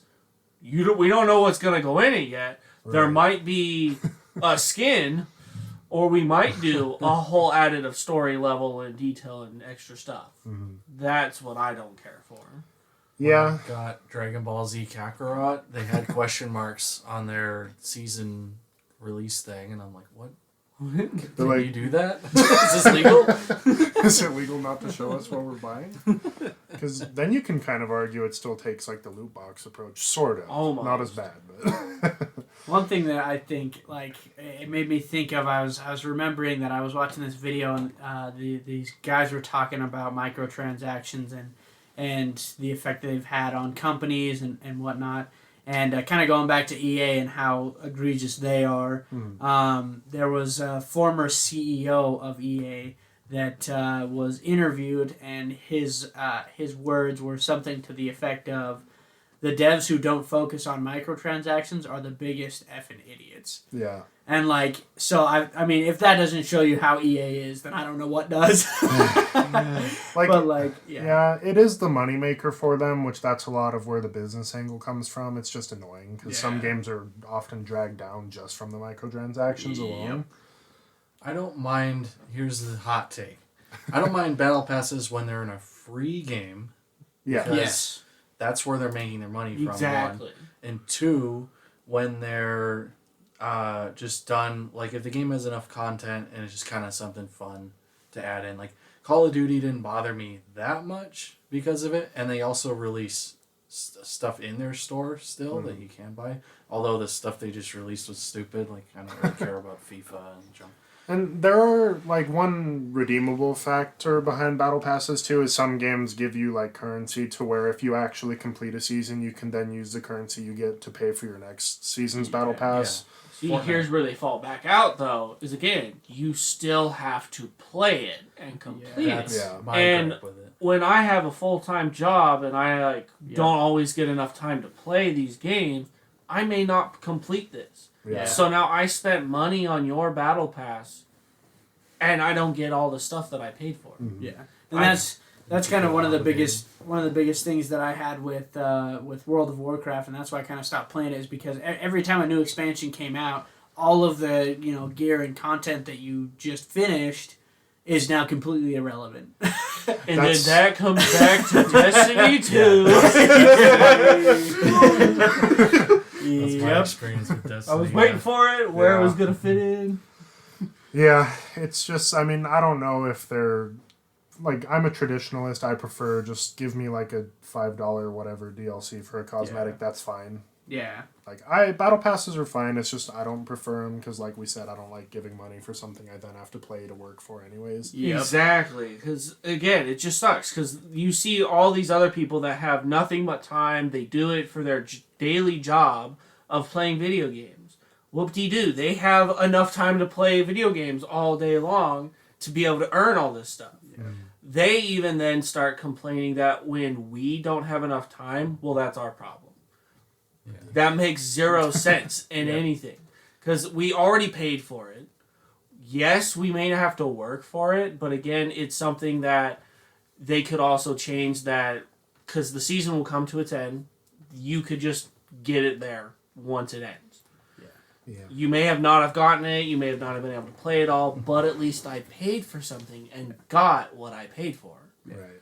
I think my biggest thing with microtransactions is something that we're going to cover a little bit later as far as just pricing, but it kind of goes along the same idea. Like, if it's free, it makes a little more sense. If it's not, there should not be microtransactions in the game. DLC, that's different. Yeah, DLC is different, But microtransactions for stuff is just... But I we're going to mean- go a little bit more Yeah. into, as far as, like, cost of games and whatnot. Because, like, even agreeing with Dylan, like, Call of Duty has their skins that are worth, like, $20, and it's just a skin. They're not the only games doing that, Oh, too. yeah, no. Destiny 2 is also doing the same thing, where you're having to... you need exactly 1,500 silver just to buy a skin, or 6,000 in-game currency of something that does not drop unless you got it from the battle pass. So regardless, it is now locked behind 2 paywalls. So it's like, okay, why are you even putting 2 different currencies for something? So let me suck Fortnite's a little more. Sorry, was that too crass? Oh boy. So let me talk about Fortnite some more. Just their battle pass is like you get your currency back from it. They give you an automatic set of skins and stuff just for purchasing it. Like right off the bat, you unlock it. So even if you don't finish it, you got something for your money. And at the end of the season, they always do just tons and tons of missions that'll give you enough XP to at least finish it, because they have another secondary part of the battle pass that after you hit 100 and finish it, you get like chroma skins, like different colors and alts for the skins you already have. Yeah. It's pretty good. It is They're like one of the best companies of battle passes that I know. It is just a stark contrast too, because like Fortnite being free to play, it doesn't hurt as much. But like when you spend $60 to $70 for the newest Call of Duty, and then they're like, "Hey, you want this battle pass?" Slap in the face. Yeah, well, that's a complete slap in the face. Yeah. I mean, I think it's crazy that we're getting so many games reaching up to $100 just for like all the different oh, you get this, this, and this. You're gonna give you a skin here. We'll give you some art book on PlayStation that you'll probably never look at because you have to download it onto your console to play games on. Yeah. It's like you're giving me stuff I don't care about. Yeah. Well, we'll dive into that a little more when we get to like the price of the games now. The last thing with microtransactions I want to touch on, because this is something that I think people are much more negative towards, which is like stuff that's pay to win or pay to progress. Like we mentioned with Diablo Immortal, one earlier example was Battlefront 2's initial release, which had you paying money for its... it was still like loot boxes, but cards or whatever, where you could actually pay to make your character stronger than everyone else's character. Yeah. And people didn't really like that. Yeah. I wonder why. I wonder why, you know? I honestly think the only argument that could be made in the opposite direction is kind of what Jeremiah brought up a little bit earlier, and that is a lot of us are adults and have 9-to-5 jobs that actually have to work 40 plus hours, I should say, because there are a lot of people who, do blue collar jobs and stuff like that are working 50, 60, 70 hours a week that, if they do have time to sit down and play, it's only for a little while. Yeah, they want to escape. So, we want to have fun. And where everybody else is a streamer, where they're like, no, you have to be the best. You have to have the best KD. I want to be better than you. Well, it's like, no, I'm here to relax and have fun. I don't want to get into a sweaty lobby with a bunch of professionals that do this for a living when I'm just here to have fun. Exactly. So that's I feel like the only argument that can be made with that is just that if someone's working 40 plus hours a week and they don't have the time that other people have, like your teenagers or whatever, that they have to be able to just put, hours and hours and hours and hours into this game, that's really for me the only dispute that can be made. But I mean, even that I don't know is strong enough to hold up that that thing. So get screwed over. Yeah. Because if you do have time, then that does suck. If you are putting in, hundreds of hours and somebody can come in and who's only put in 3 hours in the entire game but have money because they work to drop that kind of money. I mean, if someone is willing to drop that kind of money on it, then, well, they might need to seek help. But no shaming here. You can buy, it's your money. You can spend what you want, but... I'll talk to my therapist about League. Tony's just over there like, Mom, can I have some V-Bucks? I need I think I've spent like $3,000 in League over my 10 years of playing it. Yeah. Which is like $15 a month, like justifiably, Yeah. justifiably, but like it's still pretty crazy. Yeah, I was like, when you divide it over time, I feel like it seems like a lot less because, I mean... even the people who've been playing World of Warcraft, who have been playing a game that they've been subscribed to $15 a month. I mean, obviously, I don't think it was 15 at the beginning. I don't know what it was at the beginning. I think it was just 5. Yeah, I was like, and even that was too steep for me. Back at that point, like, at that point. $5 So like, even for those subscription games, I mean, honestly, but each to their own. If you have money, use it how you want it, and But anyways, other than... So microtransactions aside, another fairly big thing, which this one I'm not, like, super mad at, I guess, but pre-orders. We've seen examples in the past where pre-orders, like, are fine. Like, you're not really harmed for doing them, whatever. But there's been other cases, too, where pre-orders, like, actively give you something that you probably need. But, I don't know. What do you guys think on pre-orders? Like, there's still a thing with every game, but I feel like they've taken more of a back seat. I don't know, because sometimes with pre-orders now, like back then, I feel like it was like you have to pre-order the game to get this content. Yeah.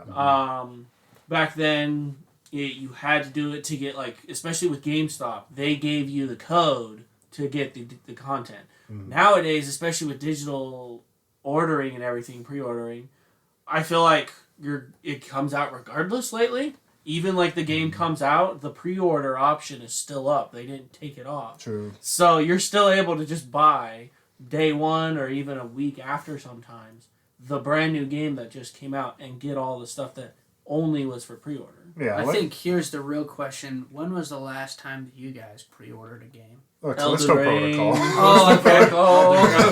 I did Elden Ring. And that can be a problem too, because like when you're given an incentive to pre-order, like they're trying to get you to buy an unreleased product ahead of time, give us the money before we give you the game. Yeah, it's just you can look at it that way where it's like they want your money ahead of time, and maybe the game doesn't end up being good, or maybe the game gets delayed and your money just kind of sits there in limbo. See, what is it you keep saying that it's like when they release reviews right before? Right. Or so is it... There's review embargoes play a big part too, because like the recent example with the Callisto Protocol, the first time that I kind of was iffy on it was when I found out that the review embargo was set to the day of release. Because, like, compare that to God of War, where its review embargo was a week ahead of release, which shows more confidence on the developer's side, because they're like, we want you to see the review before you buy the game. Whereas when they swap that, they're like, we kind of want you to buy the game before you see the review, because we know what we're putting out. Yeah. The last two things in my life that I have pre-ordered was RDR2, which don't regret that at all. Yeah. That is one of my favorite games all time. And then actually PlayStation 5. that was the last two things that I have pre-ordered in my life. Okay. See, my biggest problem is I keep pre-ordering Destiny 2, and I need to stop. Stop it. Get some help. My thing with pre-orders, though, is just don't pay for something that isn't even finished yet. Yeah. Don't go to pay for these things when, you don't even know what you're going to I feel like, yeah, because, see, that's like my biggest thing, especially with how the releases have been, where it's like, I don't trust them. Yeah. I feel like they're thinking that, the way I had, like, put an analogy to it is, like, I'm buying a puzzle that it hasn't come out yet, but I got to see the picture. It looks beautiful. Then when I finally get that puzzle and I want to put it together, some of my pieces don't fit. They're going to be a little broken. Some of the pictures are just blank. Yeah. And they're going to leave a little note from the company that says, oh, we might give you those. Or, oh, wait, here's the correct pieces, but you got to pay another $10 for them. $15, you get the extended pieces. Yeah, and just with pre-orders themselves, like, they can be as harmless as, like, an additional skin pack or something, but we've also seen cases where they're like, you get to play our game a week early. But one thing I do want to talk about is kind of what we briefly touched on, which is console exclusivity. Exclusivity. Which, to me, is kind of a gray area, because, like, it can be exciting, but at the same time, there's a large money aspect to it, where, like, if you really want to play that new Spider-Man game, but you're an Xbox guy, well, you got to buy a PlayStation. Or hope that they do a PC port, like, 2 years after release. Very true. Which, I mean, I feel like they're trying to do better at porting things over. I mean, we just got God of War ported. We got the new Spider-Man ported. Correction, we got God of War 2018. Right. Yes, that's what I meant. I meant God of War 2018, so... I will say this. I kind of have mixed feelings about it. For the most part, I would prefer that everything is across everything. In my personal opinion, with the Game Awards, that is why God of War Ragnarok did not win. Because in almost every single topic that it was between Elden Ring and God of War, in almost everyone, not everyone, almost everyone, where they were both in the running, God of War won. God of War should have won Game of the Year. Elden Ring was good. Don't get me wrong. Elden Ring was good. But I believe that the main reason that Elden Ring beat or edged out Ragnarok was because of the fact that Ragnarok was only on PlayStation. So only people who had PlayStations could actually experience it. I didn't think about that, because I was also kind of surprised that God of War didn't win it. Yeah. But that's actually, like, a pretty big factor. Yeah, I think that is the main reason the Elden Ring run. Not to say, I mean, obviously Elden Ring was in the conversation for a reason. Elden Ring is... Because, see, that's my point, too, great because game. that's why, like, again, with, like, when we did our Game of the Years for, like, when we did 2018, we had God of War, and we had Spider-Man. And the game, again, with that, though, that one was both PlayStation. Right. With Elden Ring, being such a huge fan from FromSoft, all the games that they've created, and like I've said, this was just such a huge step in their development towards games. All the stuff that they've added to this game, where they've really taken this company and where they're going with it, blows my mind. Whereas God of War, it was almost coming up as expected. Because it's the sequel to the game that we've already got. It's continuing the story that we were waiting for. So expectations were already high. But FromSoft, I felt, did something I was not expecting. Something that they changed their system, their games, to really make it just incredible. I would say... Actually, I'm going to say I think I have to disagree with you here. I think the way that From Software Games has released their games, I think has been like... And that's not to say that Elden Ring isn't a better game than the rest of their games. That is obviously debatable for people who have played other From Software games, but I think generally speaking, everybody knew what they were going to get out of From Software. Everyone knew. I mean, you could even argue that From Software games are even less accessible than an exclusive just because of the difficulty to some people. That's true. That was like the 100%, biggest. 100%. I mean, that's what was funny for me though. While Elden Ring was out, It's the easiest everybody one people talked complain about how this game was too hard, or there were too many people saying that it was too hard. But you still had tons of people, hundreds of thousands of people playing the game and enjoying it. Yeah. So And my favorite thing is that it opened up to people that they weren't expecting it to be a Souls game. You have the professional, like the people that have played this From Software games before, they knew what they were getting into. You had people had no clue. Do you But- remember the meme of Link showing up in a From Software game and he like goes to fight the skeleton? Yeah. I imagine all the like casual people showing up to Elden Ring like that. So like that was Dark Souls for me, you know. Yeah. I got Oh, yeah. wrecked. Yeah. But like For a lot of people, yeah. here's the thing. Not everybody played Demon Souls or Dark Souls, and like as popular as the Dark Souls series was and infamous, it's actually not as well known as people think it was. Yeah. And Elden Ring was a lot of people's first major experience with a From Software game. And that's why I think it's surprising, in my opinion, that it got Game of the Year and that it was even considered in rankings with. Yeah. Because I remember when Bloodborne came out, my favorite game of Yeah. like all time. Yeah, It Bloodborne wasn't is even super good. nominated for Nope, anything. wasn't Yeah. nominated, and that's kind of why I was also happy for it. Like Yeah. Elden Ring getting nominated, they definitely have deserved a nomination and at least a title. Yeah, From Software games as a company and what they've been able to do as a company definitely deserve awards. But I Yeah. definitely think that God of War should have won. And am Yeah. I biased? Probably a little bit, but I I'm mean, biased to Elden to Elden too. Ring, right? To From Software, I'll- right? yeah, like I agree, but for me, Elden Ring would easily be the game right behind God of War. Oh yeah, no, 100%. Yeah. Oh, there was no game that touched either They're of those. just in for my me opinion. again. It's that Neck and neck. even Yeah. tie, neck and neck, because both games I had high expectations for. I was prepared for a Yeah. fantastic game, and they delivered. Yeah. God of War needs This year a new was- game plus though. This year was way better than the year Overwatch won. I'll tell you that. I was very Yeah. disappointed that year. Yeah. Yeah, I mean, Elden Ring obviously had a lot more eyes on it compared to, like, the previous releases, like we said. So, it even shows with some of the reviews, because some reviews you had people legitimately complaining, like, this game's just too hard. You know, Yeah. it's not enjoyable. And I'm like, you definitely have not played a From Software game. Yeah. Yeah. 100%. And it shows. 100%. But yeah, I mean, the debates first where people were NPC. saying they need to add an easy difficulty choice. No. Those were like- the whole yeah, like no. those were tons of topics on that. I was like, no, you don't. I Plus, can- this game did something that none of the other ones did. You have companions in solo mode. Yeah. Yeah. I can openly say, like, I'm not ashamed, I'm not afraid to admit that I have actually never fully finished a From Software game because of the difficulty, where I've been stuck on a boss for like way too long. But I definitely am not one of those people that are like, they should have an easier mode, because I'm like, that's what From Software is known for. Like, that is what their games are.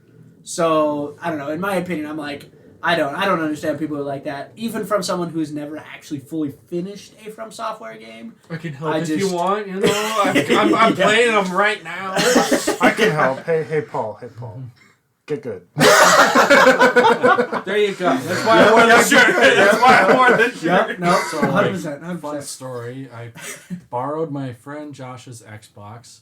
He gave me like BioShock Infinite, like a bunch of other Xbox games like Forza and stuff. And I was like, oh yeah, I'm gonna play all these. And I gave him my PS3 so he could play like Last of Us and stuff.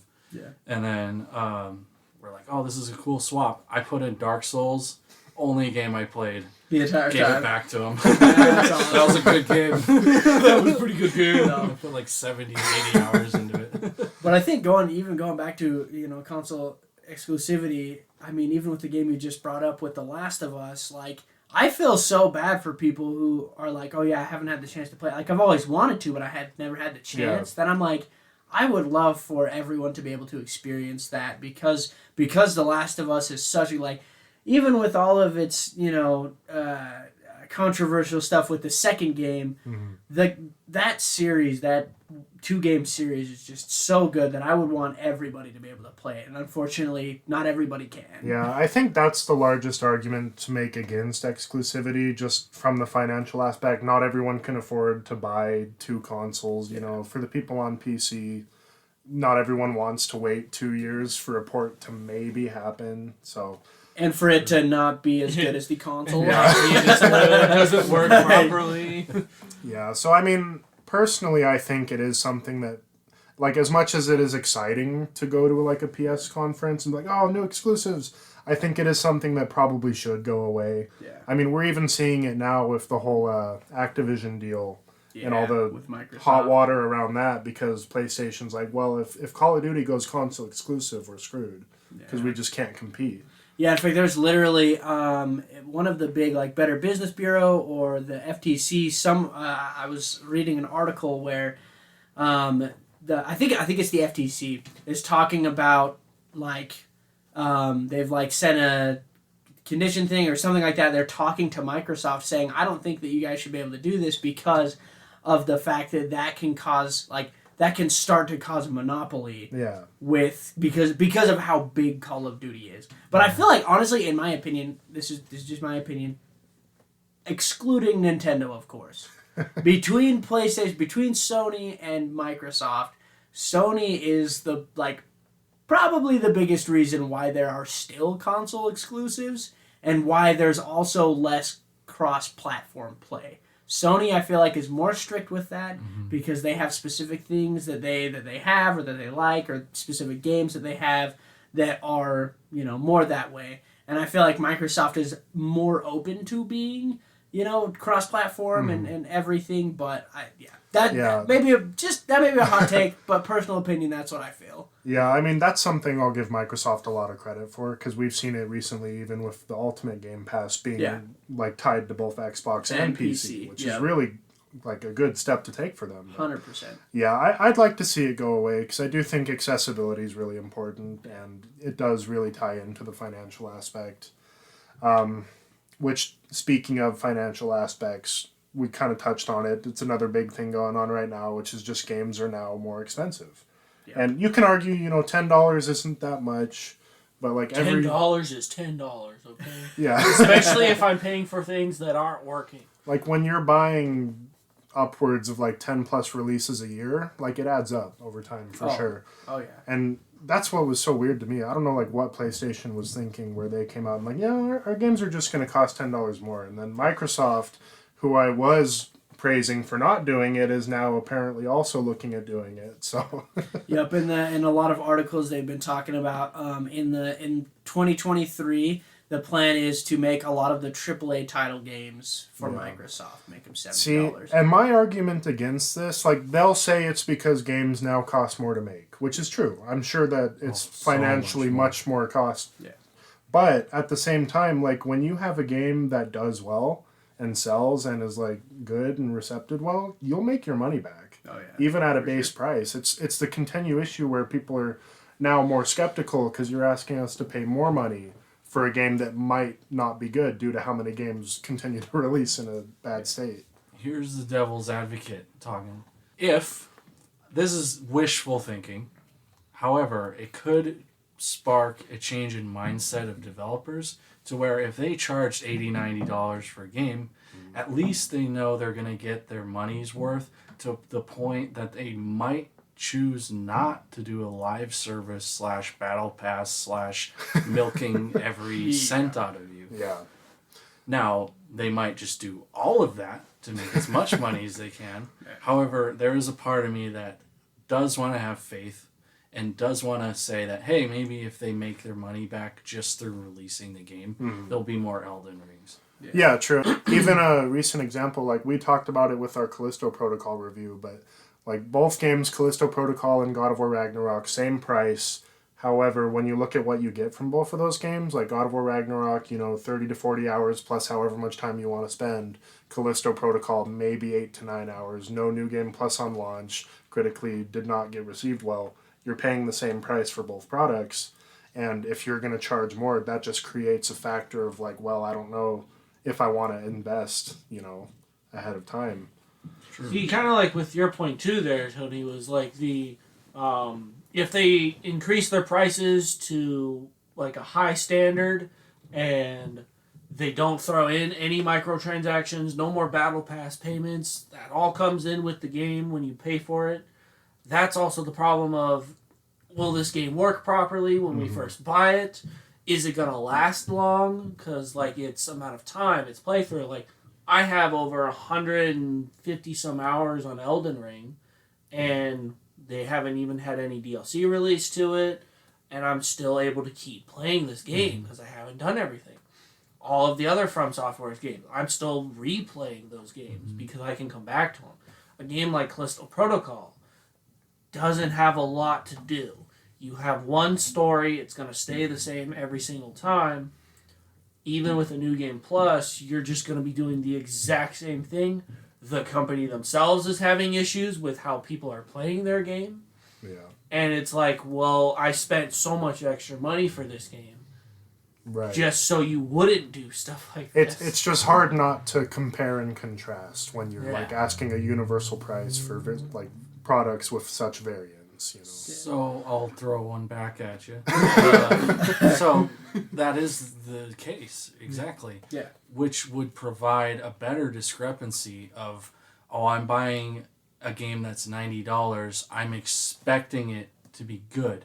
So if it's not good, the company is going to obviously get, yelled There'll at. be a lot of There's going to be a lot of backlash, people not buying their game. There's going to be a lot of people returning it. Mm-hmm. And it's going to force companies like Callisto Protocols to rethink their pricing, and maybe they would charge $60 for their game instead of $80. Maybe just leave it up to, I spent hundreds of hours making this game. There's so much content.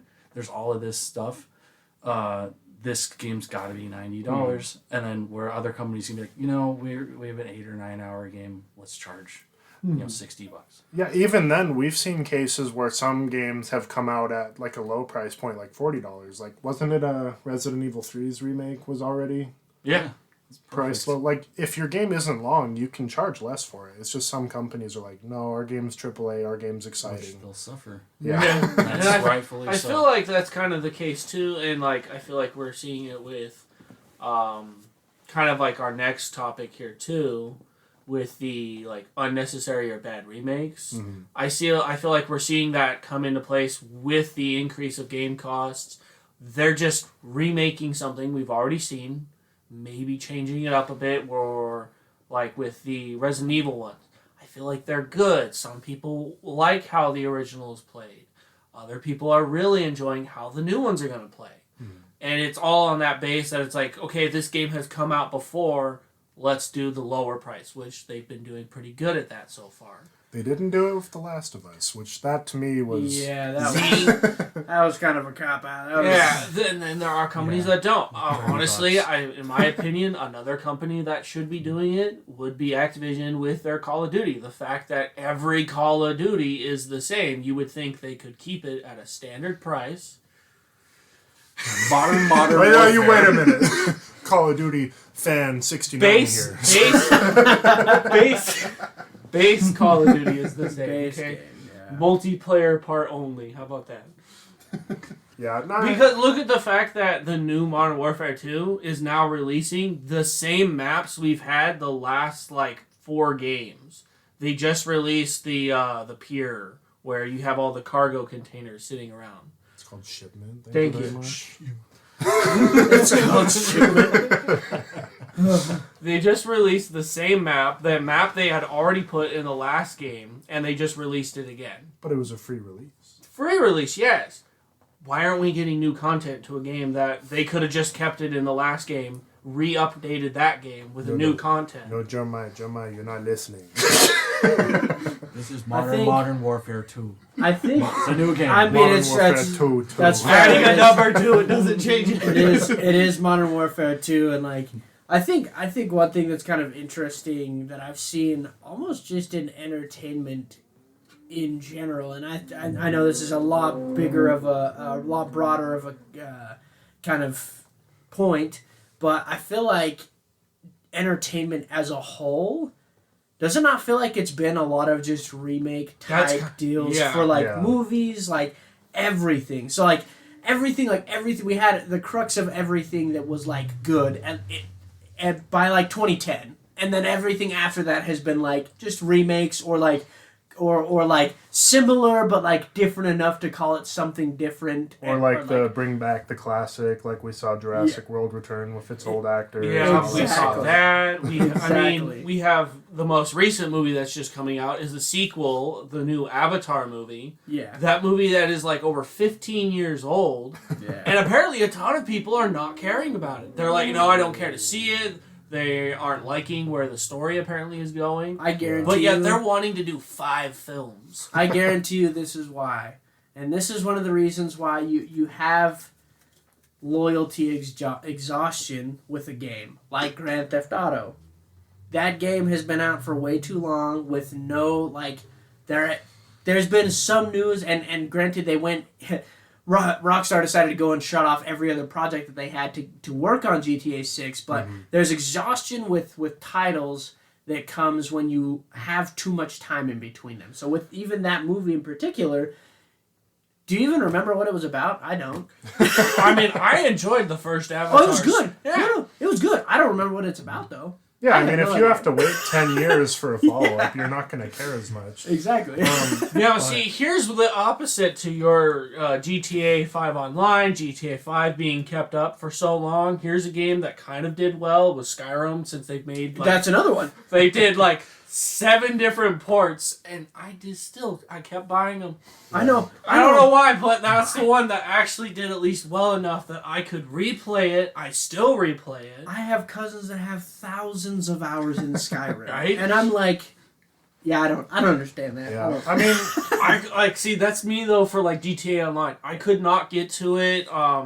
I honestly hated the HUD system because I was awful. I was just I want to go play That's that awful. fun game I saw on YouTube, Yeah. and I want to go play it with my friends. Yeah. How do I find this? And I could never 10 figure it minutes out. to load into GTA Oh, Online. yeah. and Yep, there's that. the argument you can make against GTA Online is they're probably, it's Rockstar's biggest moneymaker. So Oh, for sure. For them to then commit to GTA 6, they have to consider, how are we going to handle that transition? How are we going to guarantee that this makes as much money as that one did? No, it's true. So, I mean, I'm sure that's part of the reason as to why it's been dragging on as long as it has, but, I mean, we'll see what they do. I mean, Yeah, they, we'll see. the past For sure. games that they've all made, I still feel like it is also a lack of we're just kind of at that point where everything's been made. Yeah. So making something new is hard. Yeah. But again, it's a pretty easy premise here of GTA. You make another town, you create where you have a good story, good characters. Yeah.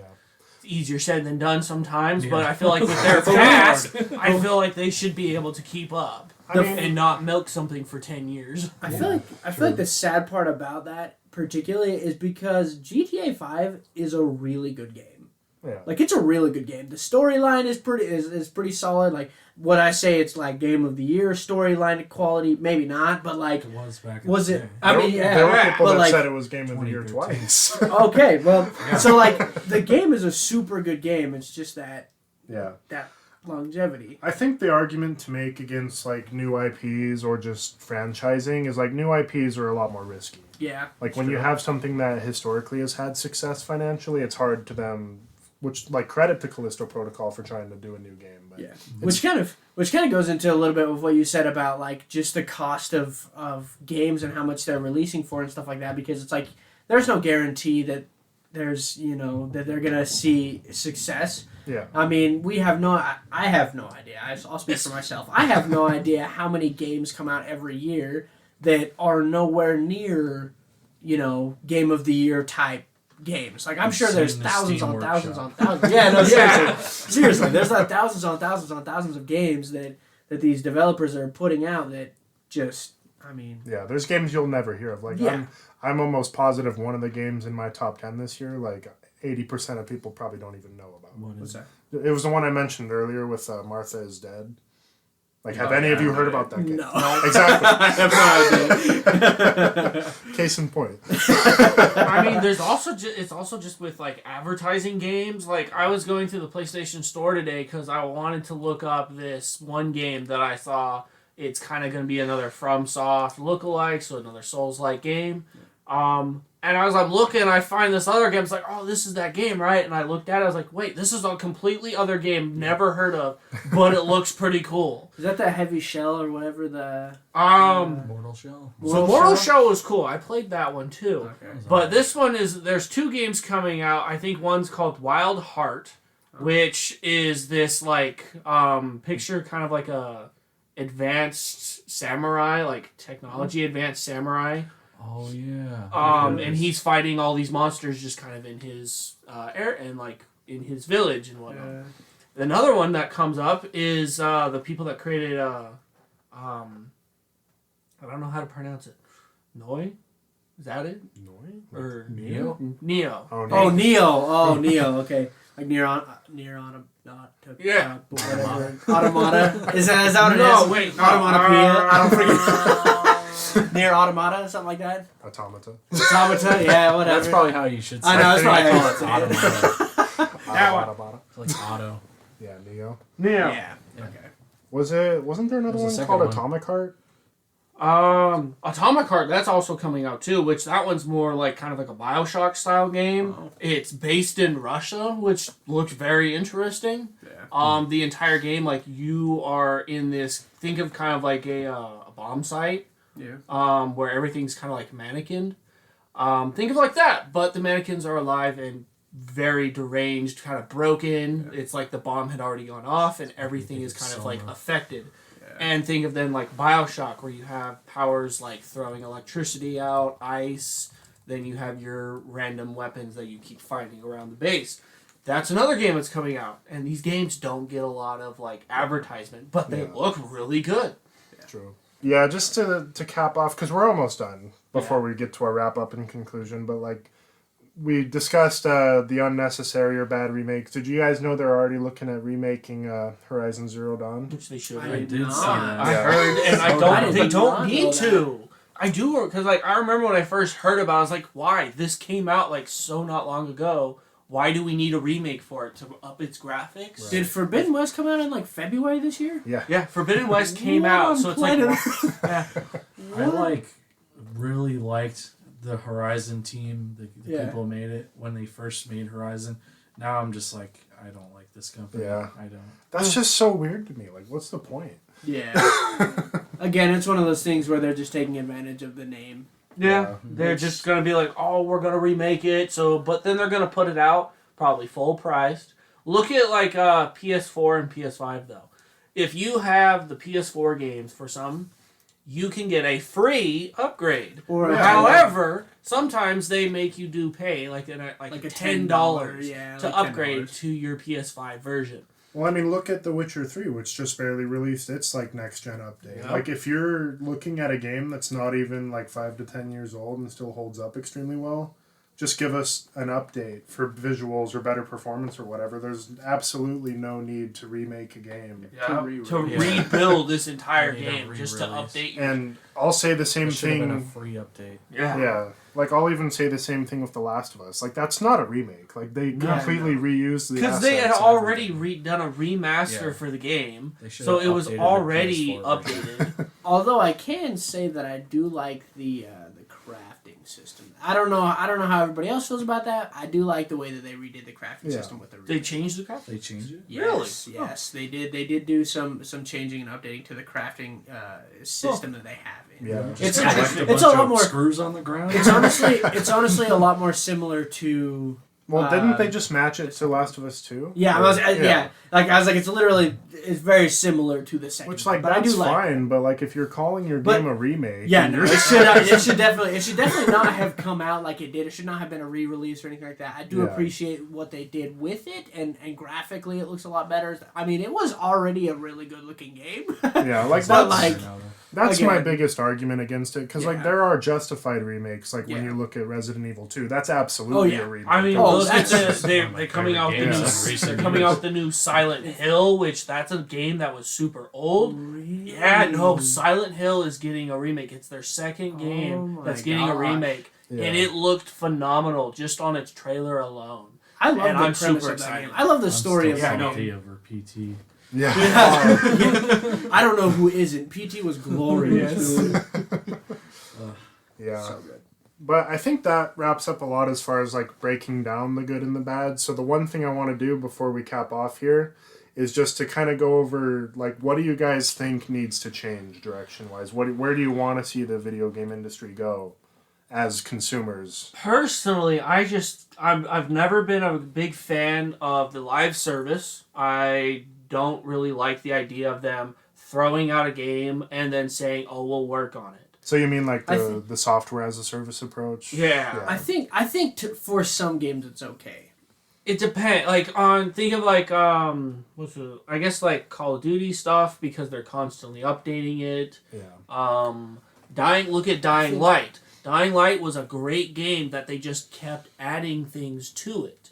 Yeah. Borderlands did the same thing, but however, all of Borderlands is done through a hotfix where it's just an update in the game server that's fixed. Yeah. Whereas if you don't have online access, you actually don't get any of those updates. Yeah. I don't think it's an issue with like continuing to use agile development or like SaaS. I think it's the way that they approach it that maybe needs to change with some cases. I just feel like there's too many games trying to do it where there's so many games look at we got Elden Ring and then we've got God of War.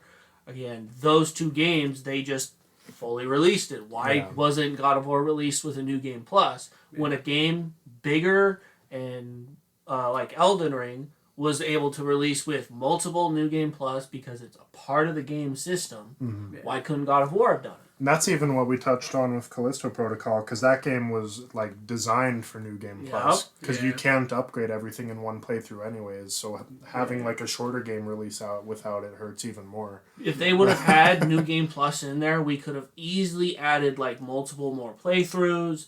I would have changed a little bit, probably how I played through my first playthrough. I could have explored maybe a little less or been very less cautious on what I was always keeping because my go-to was to make sure I could upgrade. Yeah. And with that being just a release, that it's like that should have been a game fully able to release everything. Right. Yeah, I think for me, the thing that, like, if anything, if I only got one change for the industry going forward, it's that developers just need to handle quality control better. Like, I'm sure as many others, I'm tired of getting releases that are unfinished or aren't delivering content. Yeah, like personally, another thing that I think just should also be not removed but lessened is advertising way out in advance. Like we got the word of a GTA 6 or the next Elder Scrolls game. That's all I want. I don't want to hear anything. GTA 6 was leaked. Yeah, that was leaked. That's true. So See, we didn't even get it officially. That was leaked by like a 16-year-old that had hacked into servers and stuff. So like, I mean, me and Tony know more about this one, but you know how long like Final Fantasy 15 was talked about? Oh my God! Don't even get me started. That's a whole podcast. My God. Yeah, I think the biggest thing for me, honestly, is looking at the financial aspect. I think that is the biggest thing because when it comes down to it, I am willing to pay for my hobbies and the things that I enjoy to do when I have my free time and stuff, and I am willing to pay what I need to pay to enjoy the things that I want to enjoy. However, because a lot of people are like me, the gaming industry knows that, and they're going to take advantage of that through microtransactions and other things of that same thing. That's one of the reasons why Personally, I'm very happy because I have a wife that loves The Sims. I am very appreciative of the fact that Microsoft decided to make the game free, and then they charge way too much for their packs anyways, but like, just that free model. If you're going to have a bunch of microtransactions in your game, make it rather discounted or free. Because there is no reason we should be buying $70 games and still have microtransactions, even if they're just cosmetic. I mean, again, pointing out like Destiny, like why should you have to pay the price of the game several times over during that game's runtime? You know, like my kind of thing is like the game has every new year is a whole new game for it basically. You pay if you want all of it, you're paying $100 for that whole year of stuff. Yeah, and then you still have to pay for all your cosmetics, which are up to $20. Yeah. If they were all earnable, like one of my games that is very similar to it is Warframe, you can buy it all or actually just earn it through play. And again, it's one of those things where I'm like, I'm not opposed to having microtransactions. That is not necessarily what I'm saying. What I'm just saying is that if you are going to release a game that is $70 or whatever, if you're going to load it full of just don't load a game that you're paying $70 loaded with transactions. Yeah, load it with a bunch of expensive transactions. Because like Dylan even said, like we used to pay $2, maybe $5 for some stuff. Yeah, that's fine on a $70 game to me because it's a small price just to have something that you might want. Yeah. It's not a requirement, and if it is, it's $2. You know, that's not that expensive. Yeah. But when you're paying again something that's $20, almost half the price of the game that you just bought, like that's a little ridiculous. Like it's just for in this game, you're just putting money in there.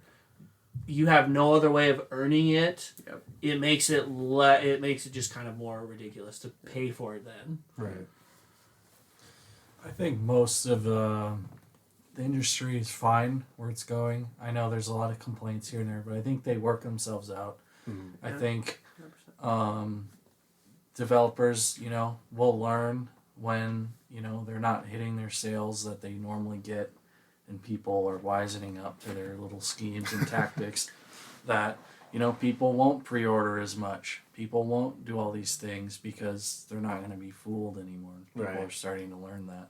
I think gradually things will work themselves out. However, if I was to change anything, I do think in any game you go to, whether it's Overwatch, League, Call of Duty, whatever, you buy a skin and it's like $20-$30. Yeah. It's like, what is this? This is something that's probably I'm not going to play in 5 years from now. Yep. It's not really mine. They could disable this game at any point they want to. And it's like, how long did it take them to make that? Especially like some of them you look at and it's like a recolor. Yeah. It's like, okay, some dude worked like an extra 2 hours of his shift to change the keys, the color keys. Color keys. Yeah, it's like, come on, dude. So like, I think if anything, I would like to see like a really nice skin, like full remodel, everything like $10. Yeah. And that's the one thing that's sucky is like when people are still buying it, they're gonna keep doing it. Yeah. And people are definitely That's, still buying it. Dylan made that point before that it's like, why do they do it? It's like, well, because people are gonna actually buy it. People are stupid. And I fall to it too. I buy stupid skins. I mean, with the whole pre-order thing too, I was trying to remember what game it was, but I remember that it was for Battlefield 2042 or 44. 2042, yeah. So for that game, there were a bunch of advertising saying don't pre-order because it was wasn't that I think it was right after a game that just nobody was into at the time because everybody pre-ordered it. It was a huge letdown. And so everybody started posting online saying, "Do not pre-order." Yeah. Was it Battlefield 4? It might have been Halo Infinite.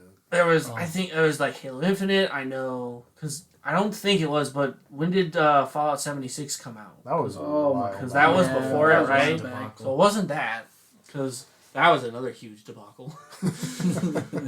But with pre-ordering too, I mean, I think that they like you've said, they just need to be able to release the reviews. I don't think it's okay that they block reviews from being sent out, especially when they're already having people beta test it to review it. Literally, that's what it's meant for. So we know what it's going to be like. So that way we can be better prepared rather than we just give them our money right away.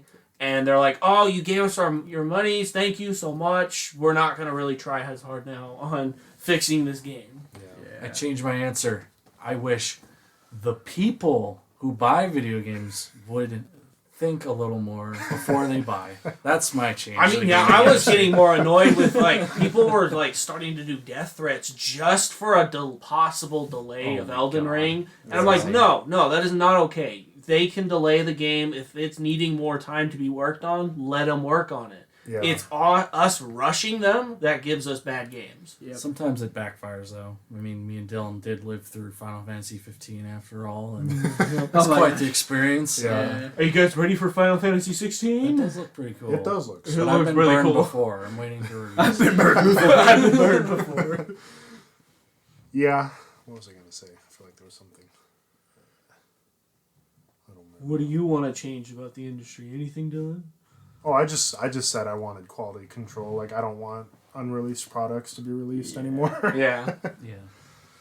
Should be like some kind of illegal. I agree. Like I said, it's like imagine or, buying something that's not fully completed, and then they say they'll give you the rest of it. The puzzle analogy was perfect. Yeah, that was exactly right. Maybe they should make that part of the ESRB rating. Like rated, they have M for finished. rated M for mature, and then they have like another rating for like incomplete. Rated I. I for incomplete. Half the games on the market. Because like Steam does it all the time. They have like a what are they called? Early access games where it's like, hey, we're not finished. We're still working on it. My favorite thing is Grounded was like this for a while. They just fully released it because it's been early access this entire time, being worked on. Yeah, that's just unfortunately the caveat to agile development because, like I mentioned earlier, it just allows developers to release now, fix later. Yeah. And, like, they can continue to use that. The way that they're currently using it is not beneficial for them or the consumer. Yeah. But yeah, so I think that largely wraps up everything we really wanted to touch on. Definitely a long episode, but we've all spent a lot of time gaming, and the gaming industry, like, as big and as good as it is, it's not perfect, and I think especially right now, I wouldn't say like it's the worst it's ever been or anything, but there's just a lot going on that is not good. We could better it, basically. Yeah. Like, things could be better. Well, and I feel like a lot of it just kind of goes along with where society is right now. We're kind of, I feel like it's been a little bit of a rough patch. So the game industry is feeling it as well. Yeah, so hopefully we'll get a rebound as we look to the future years coming up. There's still more exciting stuff coming out. I mean, there's no shortage of things to enjoy when it comes to gaming still. It's just, being the people who are involved with it the most outside of actually making the games because, we're buying the products, we're playing them. We just want to enjoy them more. Yeah. And so hopefully we'll see what the upcoming years bring. But if you did make it to this point in the episode, I just want to take a second to thank you for listening. With the year wrapping up, in the next couple episodes, we're going to be looking at doing our Game of the Year and Movie of the Year listings. So look forward to that before we move into the next year. And if you would like to give us a follow, we are on Twitter and Instagram. If you check the description on this episode, we're also on YouTube if you want to subscribe to us and support us there. But with that, we will go ahead and send off this episode, and hopefully we'll catch you guys in the next one. Bye-bye. Bye. Call of Duty is the best video game franchise. No!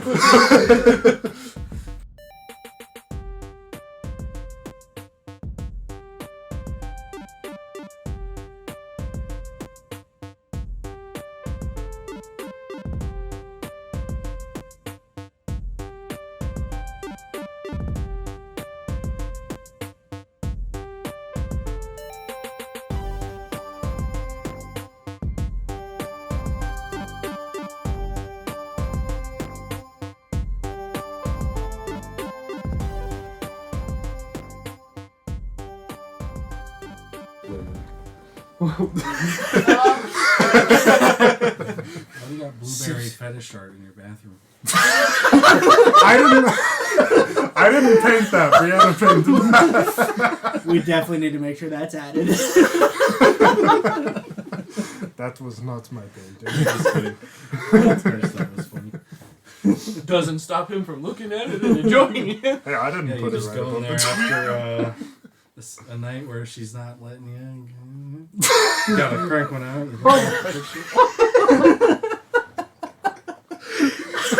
I'm just kidding.